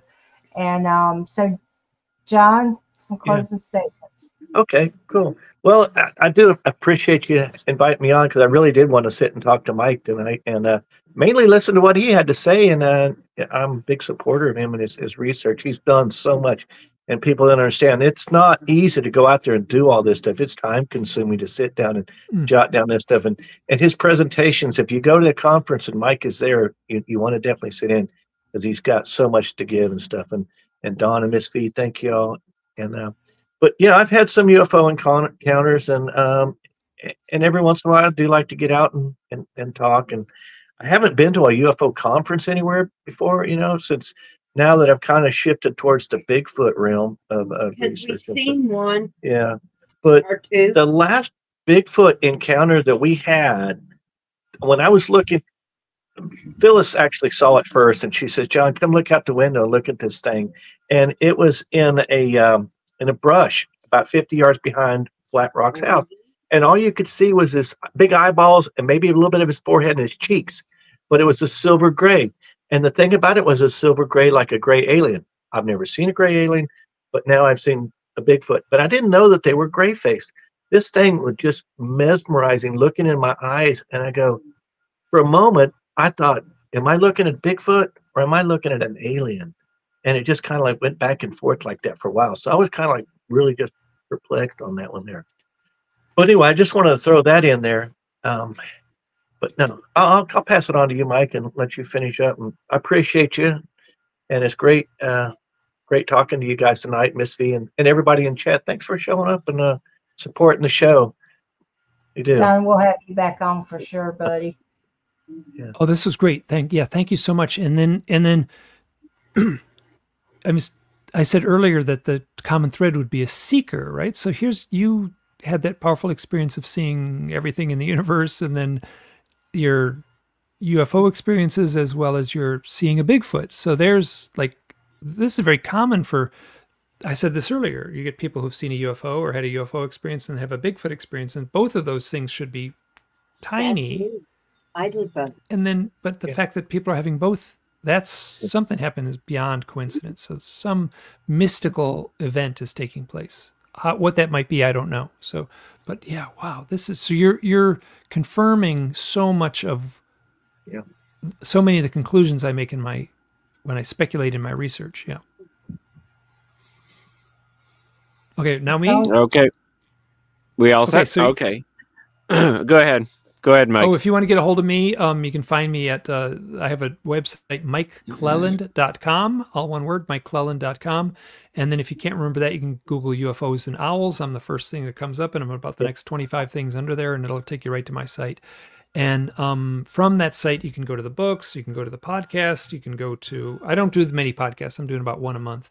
And then you can go to, I've done some other books, and I've got a blog, which I haven't done any upkeep on that blog for a while, but from about 2009 to about 2019, wow, was I active on that blog. So there's lots on that blog, but I haven't done much.